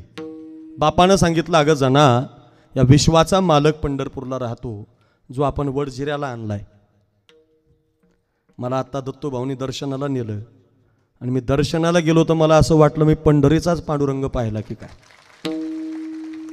खरंच प्रेमळ गाव आहे हे. तो पांडुरंग पाहायला चालले, सगळा समाज तिकडच चाललाय. मग बाबा, आपण गेलं तर नाही चालायचं वारीला? चालल ना जना. बापानं तिची गोधडी बांधली, ऐका, आणि दरमजल दरकोस करत जनाबाई पंढरपूरला गेली. चंद्रभागेचं स्नान झालं, दर्शन रांगेला बारीला लागली, दर्शन करत पांडुरंगापर्यंत आली. आणि पहिल्यांदाच पांडुरंग पाहिला तिने. आणि पांडुरंग पाहिल्याबरोबर मागच्या बापाला ती म्हटली, बाबा, मला नाही यायचं गावाला. जगात फक्त जनाबाईच म्हटली महाराजी, नाही तर कीर्तनकार प्रत्येक महिन्याला जातोय वारीला, पण दर्शन झालं कीच घरी येतोय. ती जनाबाई होती. ती बापाला म्हटली, बाबा, मला गावाला नेऊ नका, मला यालाच पाहिजे. आता काय झालं बघा, आता असं घडलं, बापाचं फार प्रेम असतं मुलीवर. स्वतंत्र कीर्तन होईल त्याच्यावर. बाप फार प्रेम करतो महाराज, आणि मुलीचंही बापावर फार प्रेम असतं. हृदयाच्या एका कप्प्यामध्ये बापाच्या आणि मुलीच्या, मुलीचा बाप आणि बापाची मुलगी अशी बसलेली असते. कसा सोडेल व बाप तिला? लहान मुलगी आहे, कशी सोडू मी हिला मंदिरात? ही म्हणते मला थांबायचं, पण कसं सोडू? एक वाक्य सांगतो तुम्हाला, मायबापाच्या हातातून हात सुटला ना तो साधूच्याच हातात पडला पाहिजे. मायबापाच्या हातातून हात सुटला ना तो कदाचित साधूच्याच हातात पडला पाहिजे, नाही तर तो हात जर दुसऱ्या हातात गेला तर बर्बादी होते. आमच्या मायबापाने आमचा हात सोडला आणि जोग महाराज रूपी संस्थेच्या हातात आमचा हात पडला, परिणाम आम्ही कीर्तनकार झालो. फक्त हात सांभाळा. तुमचे मुलं हॉस्टेलला आहेत, त्याच्या हातातला मोबाईल अगोदर घ्या. मोबाईल देऊच नका त्याला. मुलीला तर अजिबात देऊ नका. लहान मुलाच्या आणि मुलीच्या हातात देऊच नका. जेवढा मोबाईल चांगला आहे तेवढाच घाण आहे महाराज. मोबाईलनी व्यसन लावलं लोकांना, इतकं घाण व्यसन लागलं. अजून काही दिवसांनी तुम्हाला मोबाईलचा कंटाळा येईल महाराज. टीव्ही घरातून निघून जाणार, आता नुसता मोबाईल आलाय. मोबाईल इतका वापर वाढला. मी परवाच्या दिवशी विनोदानं ते एक विनोद वाचला पेपरला, त्याच्यात आलं होतं एक जणांनी ती चारोळी लिहिली होती, विनोद लिहिला होता, मोबाईलचा वापर किती वाढला. म्हटलं एक नवरा मोबाईल खेळता खेळता दुसऱ्याच बाईच्या घरात गेला. चॅटिंग करताना वाटलं आपलंच घर आहे, मोबाईल खेळता खेळता दुसऱ्याच बाईच्या घरात गेला. बरं बाईनं तरी पाहायचं ना, बाई मोबाईलच खेळत होती महाराज. तिला वाटलं माझाच नवरा आला, ती मोबाईलच्या नादात तिनं पाणी नेऊन दिलं त्याला. दोघं पाणी प्याले, दोघं खेळायला लागले. तेवढ्यात तिचा ओरिजिनल नवरा घरात आला, ते मोबाईलच खेळत होत. ते घरात आलं तर त्याला वाटलं आपला घर नंबर चुकला, निघालं बाहेर. अरे तुझं काय वाईट अवस्था झाली महाराज. नका रे, नका रे, इतका अति वापर नका करू. त्याचा माझी विनंती आहे महाराज. मला वाईट वाटतं कधी कधी. आता हे तुम्ही हे नामांकित मंडळी तुम्हाला मिळाली, ती फार मोठी आहेत. काही काही गायक महाराज कीर्तनात मी पाहिलेत मोबाईल खेळताना महाराज. काही आता हे म्हणजे मोठे वादक येते. एक माझे मित्र वादक, त्याने वाजवता वाजवता मोबाईल व्हॉट्सअप खेळला महाराज. तुम्हाला नवल वाटलं महाराज. तुम्हाला एक खरं सांगतो मी, त्याचं कारण त्यांचा दोष नाही, तो व्यसन लागले महाराज. त्याच्याशिवाय करमू शकत नाही तुम्हाला. व्हॉट्सअप आणि फेसबुक पाहिल्याशिवाय काही पोरांना झोपच येत नाही महाराज, करमतच नाही त्याच्याशिवाय. कारण काय माहितीये का? व्यसन लागलं आपल्याला. नका. तुमच्या मुलांचे हात तपासा, हात चांगल्या हातात द्या. ऐका रे, जनाबाईच्या बापाने विचार केला, 3 दिवस मुक्कामाला थांबला मंदिरात. आणि मंदिरात हे आमचे विनेकरी बाबा आहेत का, अशा वयाचे, या बाबांच्या वयाचे, चोपदार कुठे अशा वयाचे एक आमचे नामदेव महाराज गळ्यामध्ये विना घेऊन भजन करत होते, पायात घुंगर, हातात चिपळ्या. माझ्या जनाबाईच्या बापाने विचार केला, साधू दिसतोय म्हणून नामदेवरायाच्या हातात आपल्या पोरीचा हात दिला आणि बाप गावाला निघून आला. ऐका रे, नामदेवरायचं भजन संपलं, त्यांना वाटलं पोरगी लहान दिसते, अनाथ दिसते, आई नाही म्हणावं हिला, बाप नाही म्हणावं. आले घरी घेऊन तिला. नामदेवरायच्या कुटुंबात 14 माणसं गुरुजी. आता 14व्याची 15वी झाली बरं का. 15वी जनाबाई. आणि मग सकाळी पहाटे 3लाच उठली, आंघोळ केली. तिला वाटलं आता जाते मंदिरात, देवाला पाहायला थांबली होती ना मंदिरात जायला. आंघोळ केली, निघाली. तेवढ्यात आवाज आला, जना, हे जना, कुठं निघालीस? मंदिरात. कशाला? दर्शनाला. अगं दर्शन नंतर करता येईल, 14 माणसं आहेत आपल्या घरात, त्यांचं दळण लागली दळायला. 7 वाजता दळण संपलं, पुन्हा निघाली तर आवाज आला, जना 14 माणसाचा स्वयंपाक कर. लागली स्वयंपाकाला. वाजले 12. 12 वाजता आवाज आला, जना धुणं. 2 वाजता आवाज आला, जना भांडे, जना गौऱ्या. झोपायलाच 12 वाजले महाराज. झोपायला 12, उठायला 3, असा नित्यक्रम सुरू झाला. थांबली होती मंदिरात जायला, थांबली होती देव पाहिला. अंतकरणातला भाव बापाला विसरली, गावाला विसरली, गंगाखेडला विसरली, पंढरपूरचा पांडुरंग पाहिला. अरे शुद्ध भावाची ताकद सांगतोय, कीर्तन सफल होईल माझं, ऐका, फार गोड आहे. जनाबाई थांबली होती पण मंदिरात जायला वेळ मिळाला नाही. पहाटे 3 वाजता उठायची, 14 माणसाच्या स्वयंपाकाची व्यवस्था म्हणून जात्यामध्ये दाणे भरायची, हातामध्ये जात्याचा खुंटा घ्यायची आणि 14 माणसाचं दळण दळायची. जात्याच्या मुखी घालीत ग मोत्याचे दाणी. 3 वाजता गोड ओव्या म्हणायची. सुंदर माझे जाते ग फिरते बहुतुकी. हे पांडुरंगा, ओव्या गाऊ कौतुके तू ये रे बा विठ्ठला. मला तुझ्याकडे यायला वेळ नाही रे, मी गुंतले रे, आता तुला यावं लागेल. प्रपंच दळण दळिले, पीठ म्या भरिले, सासू पुढे ठेविले, तू ये रे बा, तू ये रे बा, तू ये रे बा, तू ये रे बा. याच्यावरून ती देवाला बोलवायची. याला ओवी म्हणतात. पंढरपूरला गेलात ना, जनाबाईची ओवी म्हणून एक कॅसेट मिळते, ऐकायला तेवढी घरी घेऊन या. फार गोड आहे ती, पूर्वीच्या काळातली. ओव्या गाऊन स्वरात दाशी जनीच्या घरात. एवढी ओवी कदाचित लक्ष देऊन ऐका, तुम्हाला असं वाटेल आम्ही स्वर्गात आलो की काय. ऐका ना. ओव्या गाऊन स्वरात दाशी जनीच्या घरात, दळण दळिले सख्या श्रीहरी, आळ चोरीचा माझ्यावरी. अशा गोड ओव्या म्हणायची. असा कारे विठ्ठला तू माझ्या मुळावर, गावकरी पुजारी मज देती सुळावर.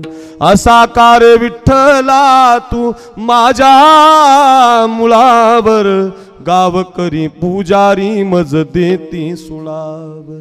कुठं गेली तुझी जादूगिरी, आळ चोरीचा माझ्यावरी. अभंग नाही बरं का, हे कोणीतरी तयार केलेली जनाबाईची ओवी आहे. फार गोड आहे महाराज. हे पूर्वीच्या काळातलं संगीत फार गोड होतं महाराज. हे कानावरती पडलं की माणसं भावनिक व्हायची, म्हणून पूर्वीच्या काळातल्या सगळ्याच गोष्टी गोड होत्या. तुम्ही बघा आता हे माईकवाला आहे, कीर्तनाला आता समाज यायला लागलाय, कीर्तनकार रस्त्यानं आहे, टाळकरी नाश्ता करतायत. अशा वेळेला तो मंडपाच्या सप्ताहातल्या मंडपात गाणं लावायचा. फिरत्या चाका वरती देसी मातीला आकार, विठ्ठला तू वेडा कुंभार. लागत होतं की नाही गाणं. गाण्याचा अर्थ आहे का, घटाघटांचे रूप आगळे, प्रत्येकाचे दैव वेगळे. कधी कुणावर जळू नका. महादेव महाराज चांगलं गातात, शिवाजी महाराज गातात, जळायचं नाही. साखरे महाराज लय फोकसला आला, जळायचं नाही. एखाद्याला फार पैसे मिळतात, जळायचं नाही. गणेश महाराज अशोक महाराजांकडे विद्यार्थी आहेत, जळायचं नाही. बरोबरी करायची नाही, कारण घटाघटांचे रूप आगळे, प्रत्येकाचे दैव वेगळे. तुझ्या विना ते कोणा न कळे, मुखी कुणाच्या पडते लोणी, कुणामुखी अंगार. तू वेडा कुंभार, विठ्ठला तू वेडा कुंभार. लागत होतं की नाही. असे 100 गाणे पाठ आहेत माझे. एरवीचं कीर्तन असल्यावर सांगत असतो मी, जाऊ द्या असू द्या, याच्याकरता सांगत होतो. अशा ओव्या ती जनाबाई म्हणायची. 7ला स्वयंपाक, 12ला धुणं, 3ला गौऱ्या, झोपायला 12 उठायला 3, झोपायला 12 उठायला 3. कधी जाईल मंदिरात, मंदिर पाहायला थांबली पण मंदिरात जायला वेळ नाही. 3च तासाची झोप मिळाल्यामुळं त्या जनाबाईच्या डोक्यात वा झाल्या वा. आणि माझ्या पांडुरंगाला काळजी पडली महाराज, आणि विठ्ठलानं 3 वाजता वीट सोडली. 3:15ला रुक्मिणीची साडी नेसला, कपाळ भरून कुंकू लावलं, डोक्यावर पदर घेतला. विठ्ठल नाही राहिला, विठाबाई झाला. कारण ती बोलवताना म्हणायची, ये ग विठाबाई, माझे पंढरीचे आई गे. आई बनू नये, विठाबाई बनू नये. विठाबाई झाला, डोक्यावर पदर घेतला. आणि 3:30 वाजता जनाबाईच्या झोपडीवर आला पांडुरंग. तिची चूल पेटवली, उकळतं पाणी तयार केलं, ऐका ना. आणि तिला स्नानगृहात नेऊन आपल्या हातानं तिच्या डोक्यावर पाणी घालून सगळ्या वा बाजूला काढल्या. काही वा राहिल्या, तिला पुढं बसवलं. निघोजला पारनेरला 10च्या 4 फण्या येतात, त्याच्यातल्या 2 तयार केल्या. फणीनं तिच्या केसातल्या वा बाजूला काढल्या, तरी सुद्धा बारीक बारीक लिखा राहिल्या, लिखा. मग विश्वाच्या मालकानं बरं का, गणेश महाराज असं चाटीत बोट घालून ठेवा, वो मारायचे आपल्याला, बघा जमते का. विश्वाच्या मालकानं उजवा हात जनाबाईच्या केसात घातला. उजव्या हाताच्या अंगठ्याच्या नखानं एक एक ऊ बाजूला काढायचा. चांगलं एकदा तिच्याकडे बघायचा. डाव्या हाताचा अंगठा असा तयारच ठेवायचा. बरोबर वरून ती ऊ अशी नखानं वरून मांडायचा. आणि इथं मांडलेली ऊ, वा. ठेवता रोजान ठेवता मला. अहो साखरे महाराज नाही, टाके गणेश महाराज नाही, विश्वाचा मालक चालला इथं. केसातली ऊ मारतोय महाराज. ओवी अशी आहे, कृष्ण कोपोनी जय अशी मारी, तो पावे ब्रह्म साक्षात्कारी. एखाद्याला भगवंतानं कोपून मारलं ना, कोपून, तर त्याचा जन्म सफल होतो. रावणाचा झाला, कंसाचा झाला, मग मला असं वाटत राहतं बरं का, जनाबाईच्या केसातल्या वाला भगवंतानं रागानं मारलं, तिचा जन्म सफल आहे का निष्फल आहे? सफल आहे ना. कधी कधी असं वाटतं कीर्तन केसरीन एवढ्याल्या गाड्यान एवढं मोठं नाव होण्यापेक्षा शांती ब्रह्म गुरुवर्य मारुती बाबा कुरेकर, गुरुवर्य नारायण बाबा डॉक्टर, ऐका डॉक्टर बाबा, कदाचित एखाद्या गुरुवर्य भास्कर गिरीजी महाराज, अशा एखाद्या साधूच्या डोक्यातली ओ झालेलं बरं. भगवान येईल, रागानं काटा काढेल, तर जन्मच सार्थकी लागेल. महाराज जनाबाईच्या वा कुणी मारल्या? पांडुरंगानं मारल्या. तिला दळण कुणी दळून दिलं? पांडुरंगाने दळून दिलं. तिला भाकरी, तिला गवऱ्या कोण थापू लागलं? पांडुरंग थापू लागला. मान्य आहे तुम्हाला, तुम्ही ऐकताय नेहमी हे. माझा प्रश्न आहे तुम्हाला, जनाबाई मंदिरात गेली? अहो तिला वेळच नाही ना. मंदिरातला देव तिच्या घरी आला. शुद्ध भाव पाहिजे. गवळणीचं तसंच आहे महाराज. सांगा गे कुणी सांगा, माझा कृष्ण देखिला का कुणी सांगा. आता तर होता, कुठं गेलाय माझा काना? माथा शोभे पिंपळ पान, मेघवर्ण ऐसा जान, त्याला म्हणती श्री भगवान. आता तर दिसत होता, कुठं गेला माझा काना? काय प्रेम आहे. अरे गवळणी देवाला उखळाला बांधू शकतात, कारण सांगतो, जगात सगळे प्रेम एका बाजूला आणि जगातलं गवळणीचं प्रेम एका बाजूला. वृंदावन का कन्न कन्न बोले, जय जय राधे राधे. वृंदावन का कन्न कन्न बोले, जय जय राधे राधे. ओ वृंदावन का कन्न कन्न बोले, जय जय राधे राधे. वृंदावन का कन कन बोले, जय जय राधे राधे. वृंदावन का कन कन बोले, राधे राधे. वृंदावन का कन कन बोले, जय जय राधे राधे. वृंदावन का कन कन बोले, जय जय राधे राधे. काय शब्द आहेत. एक बार तो राधा बनकर देखो मेरे सावरिया, राधा यूं रो रो कहे. फार प्रेम आहे महाराज. गोकुळातल्या राधेचं, वृंदावनातल्या सगळ्या गवळणीचं किती प्रेम. अक्रूर न्यायला आला होता देवाला. मी नाही, माझंही नाव अक्रूर आहे, मी नाही बरं का. तो अक्रूर आला होता, त्यानं रथ सजवला होता. अक्रूराने रथ सजविला, देवरथामध्ये बैसला, सोडोनी गोपीला, देव मथुरेला चालला. 5 मिनिटाची कथा आहे. तुमच्या सगळ्यांच्या डोळ्यातून आसुर येतील, लक्ष देऊन ऐका. किती प्रेम करावं. करायचंय तुम्हाला गावच्या सप्तावर प्रेम, करायचंय तुम्हाला गावच्या मातीवर प्रेम, करायचंय तुम्हाला गावच्या विकासावर प्रेम, करायचंय तुम्हाला गावच्या मंदिरावर प्रेम, तर ही कथा ऐका. प्रेम किती करावं लागतं. खरंच सांगतो, प्रेम करणाऱ्याची यादी 4 तास कीर्तन सांगेल मी तुम्हाला. युट्यूबला अक्रूर महाराज साखरे नाव टाका, 25 कीर्तन आहेत माझी. कधी सैनिक आहे, कधी शिवाजी महाराज आहे, कधी तानाजी आहे, कधी येसाजी आहे. प्रेम करणाऱ्याची यादी आहे. किती प्रेम केलं एकेकाने, किती प्रेम केलं. थोडंसं एक 5 मिनटं मी नंतर राजांचं उदाहरण देणार आहे आज शिवजयंती असल्या कारणानं. पण मला गवळणीचं प्रेम सांगायचं आहे तुम्हाला. किती प्रेम करत होत्या गवळणी. गावात तो नवीन रथ पाहिला, नवीन सारथी पाहिला आणि गावातल्या गवळणी रथाच्या मागे माग चालल्या. तो रथ नंदबाबाच्या वाड्यावरती थांबला. वेळ कमी असल्यामुळे रथातून अक्रूरानं उडी मारली. अक्रूर घरामध्ये गेला. यशोदेशी चर्चा झाली, नंदबाबाशी चर्चा झाली आणि बाहेर यशोदा आली. गावातल्या गवळणी, आत्तापर्यंत सगळं गाव एका विचारानं नंदबाबाच्या वाड्यावरती आलेलं होतं. सगळ्या गवळणीने विचारलं. गवळण म्हणती यशोदेला, कोठे गे सावळा, कारथ शृंगारीला, सांगे वो मजला. मा, हारत आपल्या दारात का आलाय? याच्या अगोदर कधी पाहिला नाही मा, याच्या अगोदर कधी दिसला नाही ग मा. कशासाठी आलाय? बोले नंदाची पटराणी, सद्गदित होनी. अगं थोडंसं दुःखच घडलंय. ज्याच्या ताटातलं खाल्लंय, ज्याच्या संगतीत खेळलो, ज्याच्याबरोबर बागडलो, ज्याला काना म्हटलो, ज्याला सखा म्हटलो, तो कृष्ण कन्हैया कायमचा सोडून मथुरेला निघालाय. विवळ झाले मन, अवस्था ऐकाय. विवळ झाले मन,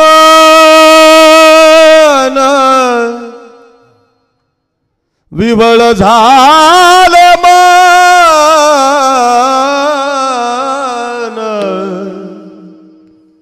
विवळ झाले मन, विवळ झाले मन, विवळ झाले मन वचन ऐकोनी. अंतकरणाला बाण लागावा एवढं दुःख झालं. रथाच्या समोर गवळणी आडव्या पडू लागल्या. 43 वर्षातला हा सप्ताह रंगलाय, एवढा समाज इथं जमलाय. आज सप्ताह झाला, सगळी कलाकार, सगळी कीर्तनकार, हे मंडप सगळं निघून गेलं की आपल्या सगळ्यांच्या डोळ्याला अश्रूच्या धारा लागतील. काय घडलं? आनंद निघून गेला की जीवनामध्ये दुःख घडत असतं. महाराज ऐका ना, तसंच झालं हो गवळणीचं. भूमी पडल्या व्रजबाळी कोणत्या सांभाळी, नयनीच्या उदकाने भिजली धरणी. रथाच्या समोर आडव्या पडायला लागल्या. ए अक्रूरा, असा आघात करू नको रे, आमच्या देवाला नेऊ नको रे. नको नेऊ भगवान अक्रूरा, नको नेऊ भगवान, नको नेऊ भगवान